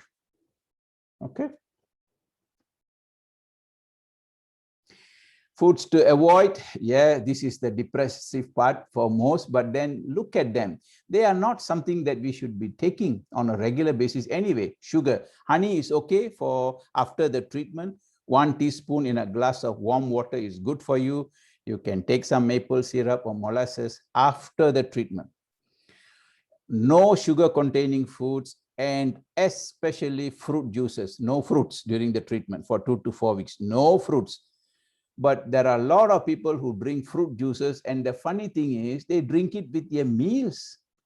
You go to a restaurant, the whole family will order fruit juice. I can't. Anyway, this is because of lack of awareness and the addiction to fruit juices because of sugar. Any yeast containing foods during the treatment. But of course, if you can tolerate a small amount of cheese or mushrooms or vinegar after the treatment, is fine. Nowadays, I don't recommend not taking mushrooms because I realize it doesn't really disturb. Grains, rice as well if possible, but it's usually not possible. But as I mentioned, there are patients whom I do not start the fungus treatment, although I know it is there. It's immediate straight away, because if I find that these patients will not be compliant, then I'll advise them to go on the low carb diet first, then I'll introduce the Candida treatment. And alcohol, especially, there are some alcohol, people ask me, can't I have at least 1 drink a day? Can't I have at least 2-3 times a week? So I tell them it's up to you. But if you want to drink, then distilled liquor is okay, because those are the vodka and gin. They are not fermented, so they don't have yeast in them like whiskey, brandy, or wine and champagne and beer. Those things, no. Canned and processed foods and packaged foods and leftovers. We have, those days people used to cook small amounts, eat, wash, and go to bed.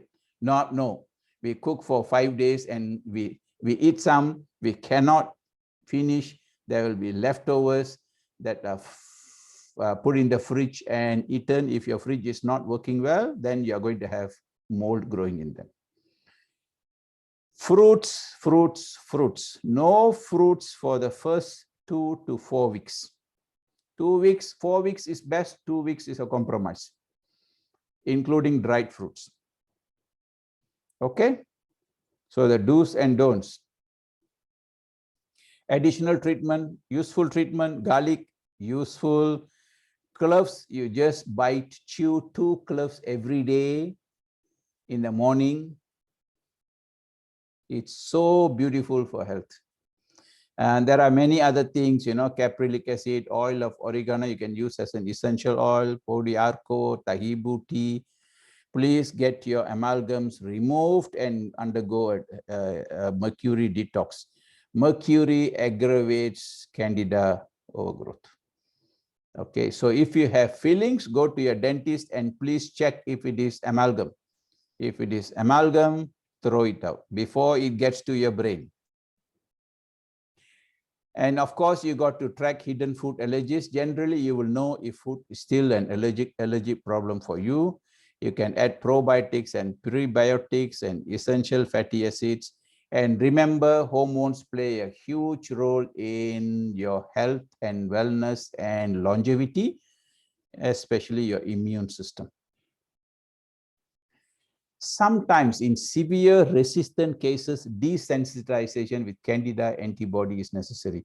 Now, I don't do this treatment because I don't have any experience, or nor have I been trained in this, but this is offered by people who extract the Candida antigen and use it like homeopathic treatment in minute doses until you become resistant. But you can become resistant to the Candida antigens and by this treatment. But I wonder how it can help you when the Candida is still in the gut and you haven't killed. Okay. Of course, you have to watch out for mold. Those who have Candida, as I mentioned in the previous lecture, you have a sensitivity for mold. So darkness and dampness, any place in your house. Okay, the last time I mentioned to you health tip. So another health pearl, how do you improve your digestion? Okay, first rule, sit on the floor, cross-legged and eat. But we have expensive dining tables. So you sit on the table and your digestion gets messed up. So the best way is to go back to olden days where people used to sit on the floor cross-legged. Why? It's because cross-legged and you bend forward, not only you remove the gas from the stomach belching, which usually you'll burp at either half during the in between the meal or at the end of the meal. And it helps to not only improve your digestion, sitting and cross-legged has other benefits. Number one, it keeps your hip and the joints more flexible, so you don't become stiff as you age. And remember, our brain has got left side, left half and right half. And they have a crossover in the skull before they come down as nerves. So right brain controls some things, left brain controls some things. When your legs touch each other, your feet, right foot and left foot. That's what happens when you cross leg, right? You synchronize the two halves of your brain. And of course, you have to. So what do you use? What do you serve your food on? You have all these porcelains, expensive porcelain ware, the most expensive. The richer you are, the more expensive ones you buy. Simple. The two useful ones is banana leaf. Either it is free or it's cheap.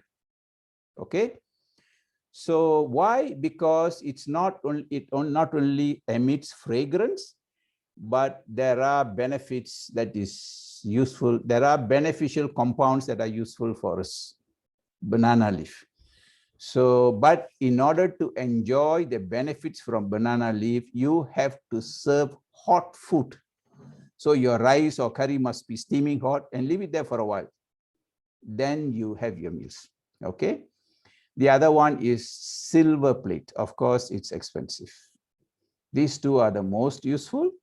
Relax and eat. It is always good to calm yourself down, show gratitude for those, all those people in the chain, where those who have helped to bring food to your plate, everybody. And we Hindus, we have a tradition of putting aside some food for any other souls who want to eat. Let it be any souls out there, or let it be the ants or birds.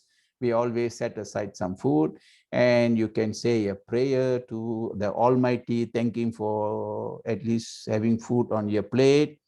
Think about the less fortunate. Chew well. That means you must eat slowly, talk less, and avoid drinking with meals. This is a big problem because the more vitamins I give, supplements I give, the more water my patients drink.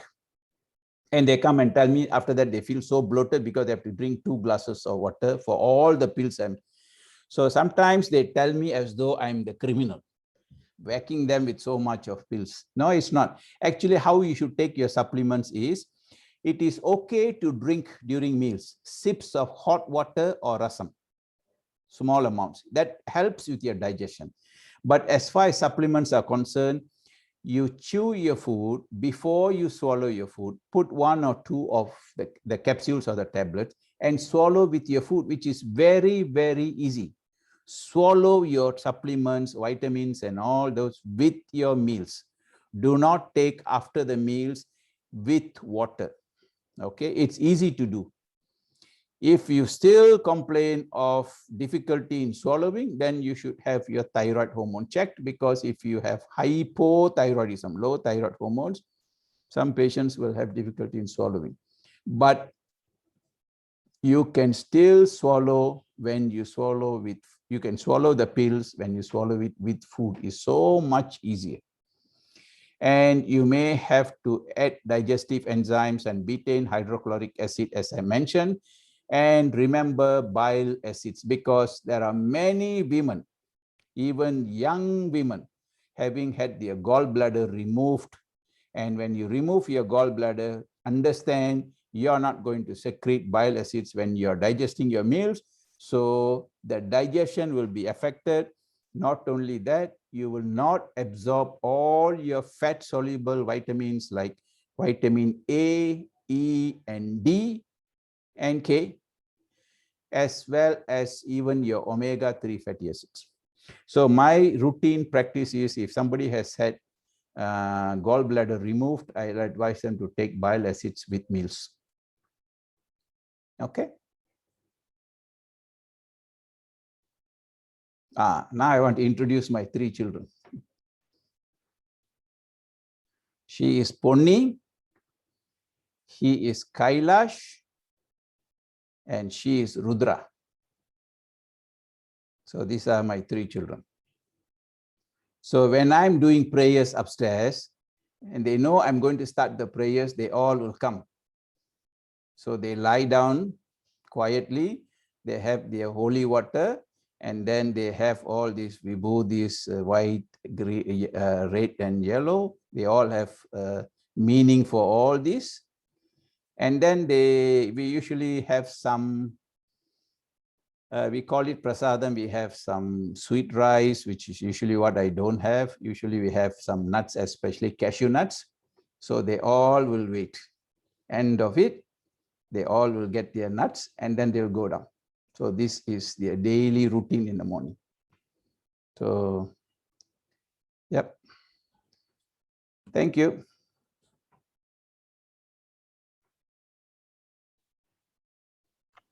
Thank you, Dato'. Dato', we'll take some questions. Do you need a few minutes? You want to have some water first, Dato'? You can carry on, because it's already going to be 2 hours. You want to have some water first? No, I can manage. You can read to me the question. Okay, Dato', from Dr. Sophian, to avoid candidiasis, do we need to eradicate and totally get rid of this yeast called Candida albicans, or just leave them to exist symbiotically with other bacteria in our GI tract as far as they don't distract the ecosystem, like creating gut dysbiosis, SIBO, SIFO, and leaky gut? Yes, because you can't also get rid of them 100%. You always have some, they exist with you, because that's how we all have existed in symbiosis from the time of evolution. However, you know you have to treat when you have gut symptoms or non-gut symptoms. Then you have to treat.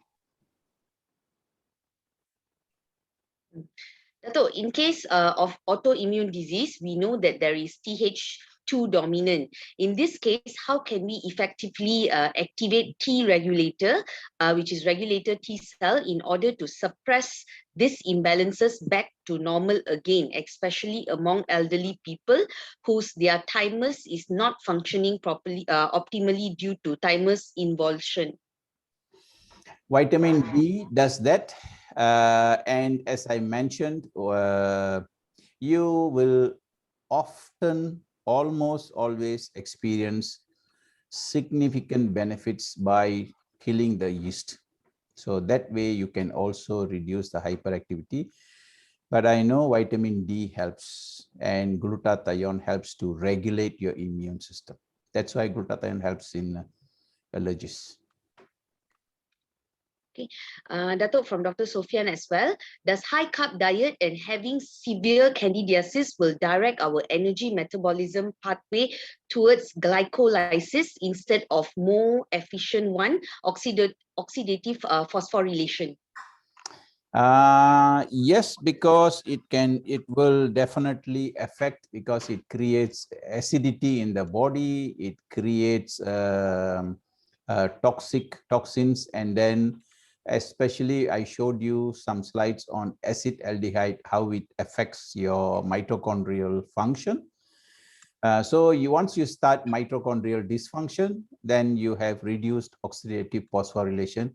and you go into the other pathways, which will only create more lactic acid and aggravate your Candida growth and also increase the risk of cancer cell formations. So everything about Candida treatment, understanding and treatment is important. So you'll have to kill, you will have to starve, you have to boost your immune system. And I told you the first lecture how to improve your mitochondrial function with simple breathing techniques. So understand at the cornerstone of all these problems underlies the mitochondrial dysfunction. Once it is dysfunctional, the energy formation or ATP formation is affected, and energy is essential for every cellular function. We are just energy beings. We are electrical beings full of energy. Dato, from Dr. Ko, have you encountered any patient whose question about nystatin dose higher than the recommended dose after researching memes or Google? How do you handle the dispute? Now that actually this treatment is not something that I devised, but of course I modified along the many years of experience I have.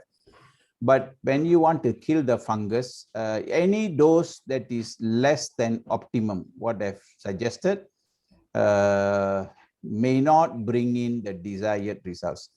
Well, if the patients find it difficult to swallow, or if somebody fears taking so much of capsules, 4 capsules 4 times a day, then maybe 3 capsules 4 times a day will do the same, bring the same benefits. But this is my standard treatment. And if you reduce to 3 capsules 4 times a day, and if you achieve good results, then you can carry on. There is no fixed rule about Candida treatment with nystatin. The dose is important, duration is not important. So what I'm saying is, I have over the years realized that 4 capsules 4 times a day brings in much better results than any dose that is lesser. Okay, Dato, from Dr. Indra, can you explain overeating in dementia? Is Candida influencing the way leptin and ghrelin dysfunction?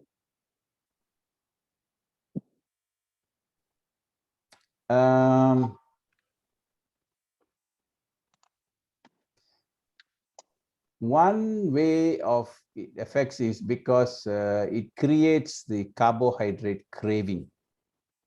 So it increases your appetite, especially to eat more carbs. Because Candida, like cancer, only depends on glucose, so it has mechanisms that actually stimulate your brain to think that you need carbs, you love carbs. The other one is the carbohydrate craving related to Candida is because I mentioned to you that it can cause adrenal weakness or adrenal insufficiency over a period of time. And when you have adrenal insufficiency, you can have cortisol deficiency. Patients who are low in cortisol will also have not only suppressed immune system, they can have carbohydrate craving. Another way of Candida causing cravings in food, which could be related to the leptin or the satiety on the ghrelin or the appetite hormones, would be the effect on your neurotransmitters. Okay. Now, if you consider leptin and ghrelin pathways, you try to modify them without controlling the fungus or Candida if it exists in obesity or patients who have these food cravings, especially carbohydrate cravings and diabetes and all these patients, which is most likely the cause. And because even oxidation of fatty acids is affected and increasing the risk of obesity and all the complications, how you modify the leptin and ghrelin pathway in the presence of Candida without the killing the Candida may not be very effective as well. Okay. Dato, we have a question from Asha. We only get nystatin drops in our country. Can we use that? You can, but you will have to take the dose that I've mentioned. So you'll have to look at the drops, how many units per drop. I'm not sure, but then I have not seen that here. And the drops that we have are the ones meant for very small children, and it is very sweet. If you have something that has not been sweetened, it's like in Malaysia, it's also not very freely available. You should be able to get it somewhere. But the syrups or the solution can be very sweet. So just watch that. And then the dose depends on how much is in per drops. And remember, each capsule of nystatin is 500,000 units. Dato, also from her, instead of apple cider can we use lemon water during the treatment? Lemon water you can always use. Apple cider vinegar during Candida treatment, I prefer not to. And she said, I cannot use bicarbonate due to BP. Should I then try enema with bicarbonate? You can, but still watch your blood pressure. She also wants to know if deworming is useful. Who needs to take deworming tablets, is it? Sorry? Yeah, she's asking if deworming is useful. If you think you have a risk, I think for adults, it's every 6 months to a year that we take deworming tablets, but not necessarily they coexist with Candida. If you live in somewhere where your risk is higher, or you walk barefooted, then maybe you have a higher risk. Or if you analyze your stools. Okay. Datuk, from Dr. Lee, what should be the Candida treatment protocol, dose adjustment and duration for chronic kidney disease stage 3A and 3B? Because nystatin is not absorbed, you can follow, because especially if this is a case with diabetes. With hypertension, the duration of treatment could be shorter, but the systemic antifungals, you need to be careful. So instead of giving it for 10 days, but of course you need to know your kidney function and liver function first, especially for systemic antifungals like fluconazole and itraconazole. You need to check the liver first. If the liver function is healthy, you can give them for the duration and the dose that I mentioned. If you have a problem with this, then you can use only one for just 3 days. So either itraconazole or fluconazole just for 3 days if you want to reduce the side effects. So as I mentioned, I can't give you a definite duration of treatment depending on the coexisting conditions, whether it also exists with gut problem and a lot of other problems outside the gut. But generally speaking, the dose of 4 capsules 4 times a day will have to be given for 1 to 2 weeks. And then you can reduce the dose to 3 capsules twice a day. And that you can use for 2 to 4 weeks. Then you monitor, but it will improve glycosuria and proteinuria as well. Dato, he also requests, can you... will also improve in a way because you are changing the diet. Dato, he also requests if you can repeat what should be the pre-candidiasis treatment preparation to reduce the side effect of fluconazole, itraconazole. Well, my standard treatment would also be to give something that helps in the detoxification that I mentioned as glutathione, because it's also important for your immune system. And killing Candida releases a lot of toxins, which your body will find it difficult to eliminate. So boosting the immune system with glutathione, and as well as magnesium and maybe milk thistle. But I use glutathione. I usually don't combine with other detoxifying agents. You can always combine. When you kill the fungus, remember there's going to be a lot of toxins. And if you want to eliminate the toxins, alkalize your body. raw organic vegetable juice, lots of vegetables, lemon juice, all those that I mentioned, including sprouts, baking soda, okay, sodium bicarbonate. All this will help also not only to alkalize your body, but to improve your detoxification.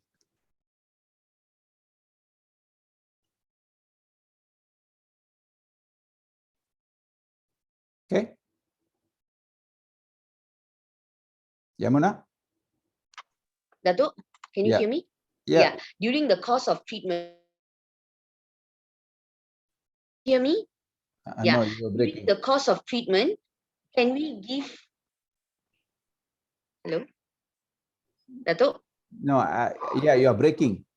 Oh, Dato', during the course of treatment, can we give Tanganil, tab 500 mg, acetyleucine to reduce dizziness, and Primperan, metoclopramide, tab 10 mg to reduce the nausea and vomiting?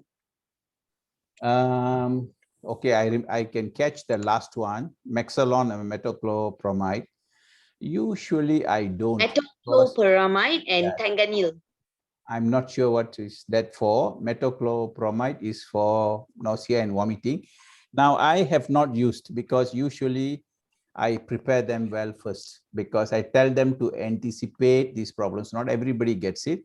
So this is a reason why I start all my patients at a lower dose first. If you want, you can start with 1 capsule 4 times a day also. And if they still have vomiting, if it still disturbs them, don't increase the dose after 2 days. Take a few more days to increase the dose. The other one, the Tandanil, I'm not very sure. Generally, I do not have to use drugs to control. They are not side effects. They are actually effects of killing the fungus. Generally, I don't have to. I don't use.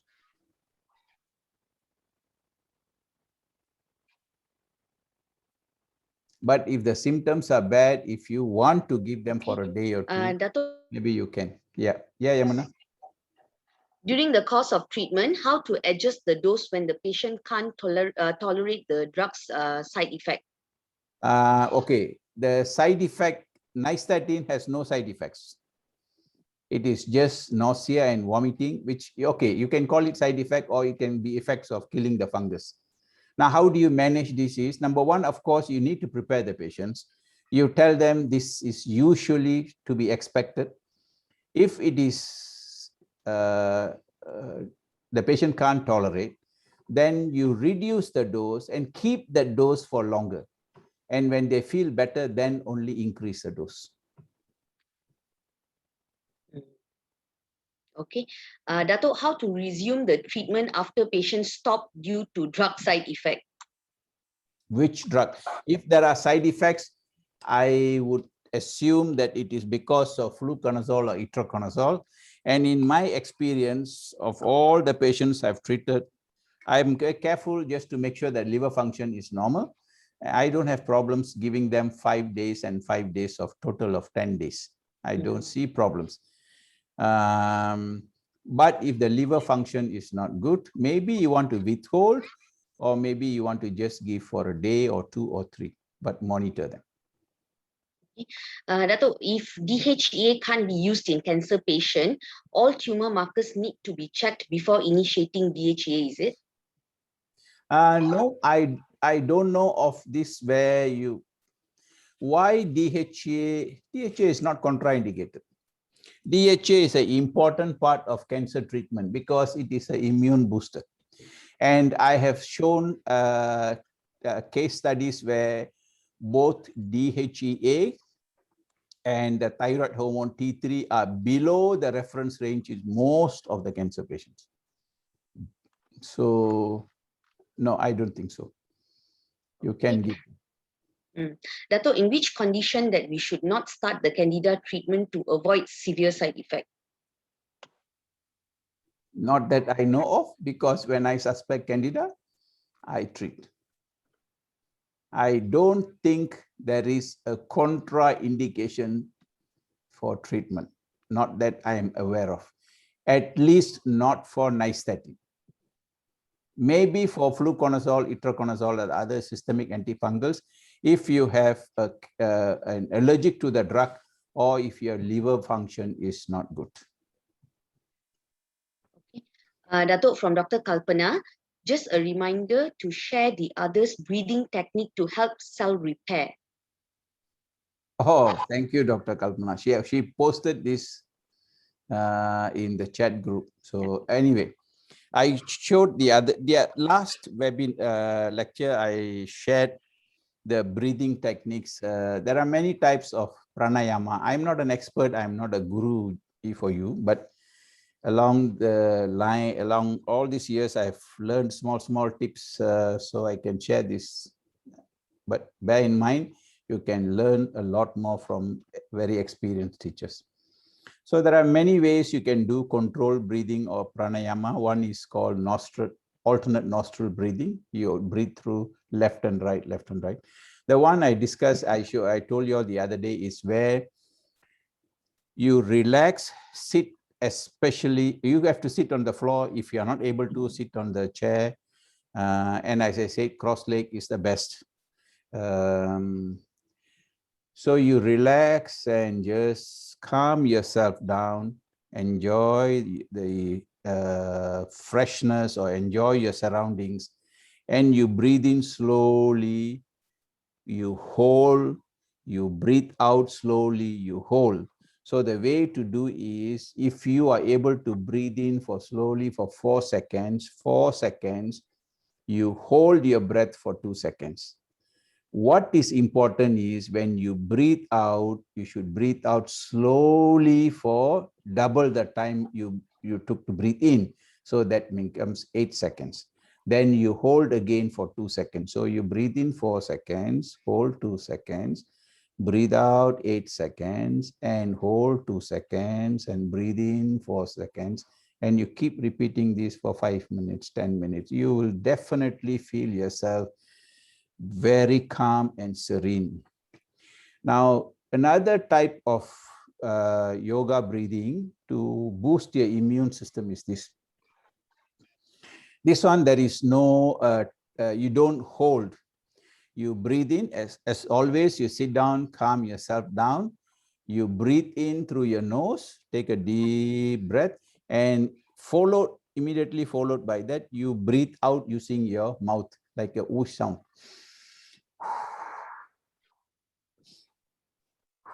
So when you breathe in, you can even expand your chest, so you get more air inside.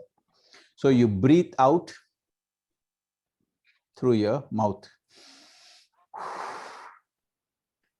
So you do 30 repetitions. Once you have done this, then the last, say 30 times, you breathe in and hold for as long as you can. Usually we can hold for 1 minute. If you are not able to hold for 1 minute, something is not right with you. So you try to hold anyway as long as you can. Slowly you'll be able to hold it for 1 minute or more. Then you repeat another 3rd time. So you do 3 cycles.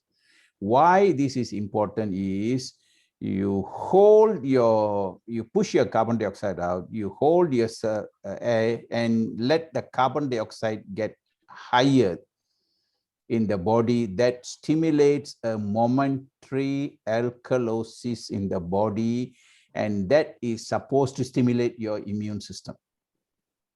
This has been in practice for centuries. So this way of breathing in, take a long, deep breath and breathe out through your mouth. Long, deep breath and out through your mouth 30 times. Hold the breath for as long as you can. Repeat 30 times for 3 cycles. This is supposed to boost your immune system. Okay. Okay. Then the next webinar, I'll probably think about another health pearl for you. I can't give you all pearls because I'm not that rich, but I can give you health tips as pearls. Okay, Datuk, next question. How to treat candidiasis in children? Young children who can swallow, the capsule is actually very small. You can choose a lower dose. Usually half the dose is sufficient and they don't need prolonged treatment.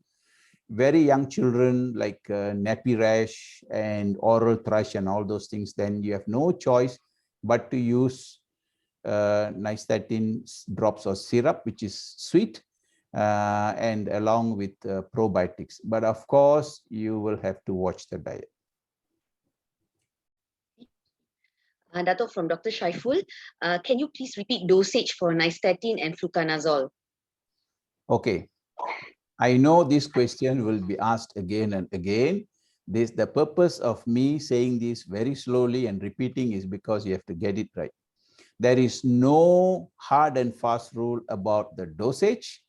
And generally what works well is 4 capsules of each capsule is 500,000 units, 4 capsules 4 times a day for 1 to 2 weeks. If they only have gastritis, they don't have any other problems, then 5 to 7 days is sufficient, say 1 week. Along with probiotics, you can use it together or you can use after the Candida treatment. I use it together with sodium bicarbonate or baking soda, virgin coconut oil, and because of the possibility of the Candida having invaded tissues outside the gut, I also use fluconazole and itraconazole. If not for 5 days, I use for 3 days, 3 days. So it becomes 6. If they have only gut problems and no other problems outside the gut. If they have, then this the initial gut treatment of 1 week to 2 weeks should be followed by 3 capsules of the nystatin twice a day for a month or 2 or longer, depending on the chronicity and the severity of the problem. Say, for example, if somebody has psoriasis or cancer, then the treatment will be given at least for 3 months or sometimes longer. And a lot of these patients, they will require repeat course because you cannot eradicate the fungus in many of these cases with one course of treatment. Because as I said, fungus is a very hardy pathogen. It tends to stay and grow again. So the diet has to be good along the way. Your immune system has to be boosted. Your detoxification has to be boosted. And you need to continue to kill the fungus. Otherwise, it will sprout again. Okay.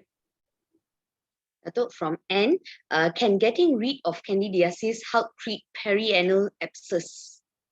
Okay, that's a good question. The perianal abscess or pilonidal sinuses, or these abscesses, they become sinus. So they have the sinus discharges around the anus, which heals, it comes back, it heals, it comes back.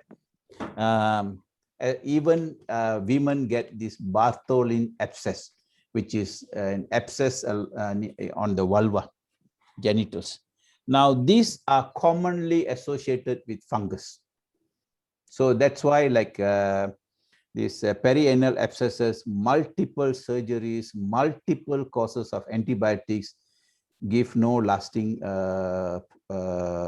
healing. So it comes back because you are missing the fungus.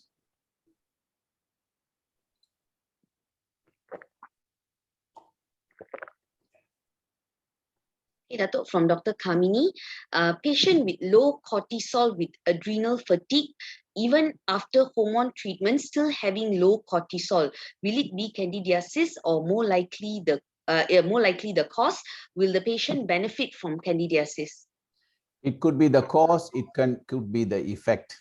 Candida can cause cortisol deficiency. Cortisol deficiency can suppress immune system and cause candidiasis. Either way, look for all the symptoms. If you suspect, it's good to treat at least a 5 days course, nothing to lose. Because nystatin is not absorbed systemically, it's not going to be having any side effects. It's just that you have to prepare the patients for long-term health, have some discipline about diet at least for 2 weeks, and give them the Candida treatment for 5 days. Now, 5 days is 4 capsules, 4 times a day. Do not count the first few days where you give 2 capsules and then 3 capsules 4 times a day. Cortisol deficiency, if it is there, you have to treat.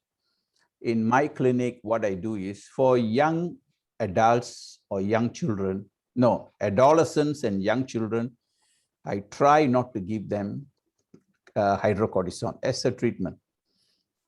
The reason is because they have an ability to heal.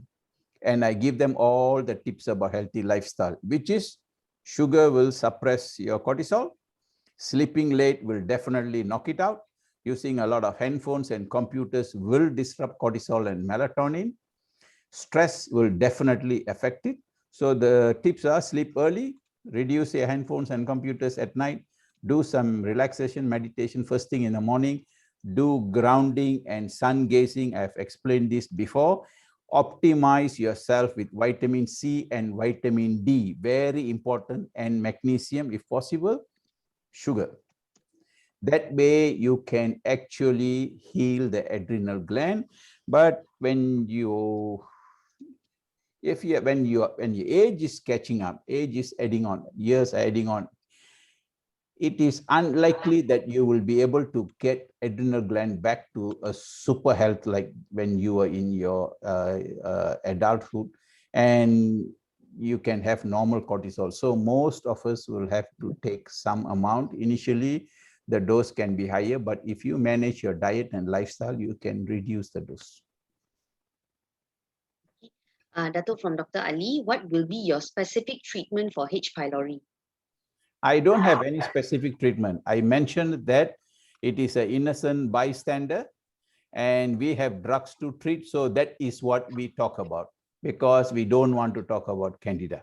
Because Candida treatment, nobody makes money other than the manufacturers of nice 30. Nothing much, nothing. Other treatments are not so expensive. So whenever you treat, okay, if somebody has Candida, H. pylori, because they have undergone a gastroscope and the treatment is given for H. pylori, at least 3 weeks of antibiotics and all the PPIs, all the proton pump inhibitors that suppress your acid and maybe other treatments. But how many patients really get rid of their gastritis? No. Whereas when you treat Candida, almost all of them will be relief from gastritis. And so you don't have to go and worry about H. pylori, because H. pylori cannot exist in hyperacidity. It can only exist in low acidity. So I don't think so we should blame H. pylori. So I don't have a protocol for treatment because I don't treat the H. pylori. To me, I ignore. Dato, from Asha again, if bicarbonate soda oral or enema is not okay due to blood pressure, is there a substitute for that? Not that I know of. You can use other forms of alkalizing your body. Like I said, increase your raw organic vegetable juice, freeze-dried powders, lemon juice, lots of vegetables. Okay. Dato, from Miss Lata, does Candida affect eating habits, eating small portions and once a day, feeling full all the time? Feeling full all the time, yes, because it can disrupt your digestion, can cause bloatedness. So you feel full. You are not able to digest your food. If you have healthy digestion, you should have hunger. Okay. No, I'm not for eating many meals a day, nor do I advise eating small amounts multiple times throughout the day. No, I believe in intermittent fasting, where you eat for 8 hours and then you don't eat for 16 hours. Let your body heal and rejuvenate. Dato, does this also apply for overeating in dementia, like how Dr. Indra asked about just now? Overeating in? Dementia. Dementia. Dementia. No, overeating, yeah, if you have cravings, for what cravings do we have usually? Almost always we talk about sugar cravings or carbohydrate cravings. We don't have cravings for eggs and fish and vegetables. So where do you get these cravings from? It's because of chronic consumption of sugar. You will have candidiasis, you can have cortisol deficiency. So you will have to look at all this. Okay. I think that's the last question for today session. Okay. We've come to an end. very much. And then we will keep you informed about my next webinar when I'm ready. So what I'll do is I'll choose a topic that would be useful and interesting for all of you all, including non-doctors and doctors. And maybe we'll have in 2 sessions so that I don't have to rush. Okay, Dato'. right. Thank you. Dato', Yes. there's one last question from Dr. Lee. Would you want to take? Okay. Yeah. Your dose of nystatin is 4 times per day. This means must be No, 4 capsules 4 times a day. Okay. So this means must be 1 dose in every 6 hours. I think he misunderstood. Or the dose interval can be 4 to 5 hours. 4 times a day, but sometimes because it's 6 hours, it could be the sleeping time, so you could adjust. So you can have, if you are taking in an empty stomach, then it's a bit easier. With food, then I'm not saying you got to eat 4 times late night. So the best way is to tell the patients, take it in an empty stomach. If you experience a little bit of nausea and vomiting, it will pass after a few days. I can swallow 10 capsules in an empty stomach without feeling anything. Okay. Okay, Dato'. Thank you. Okay. Thank you. Namaskar. Thank you.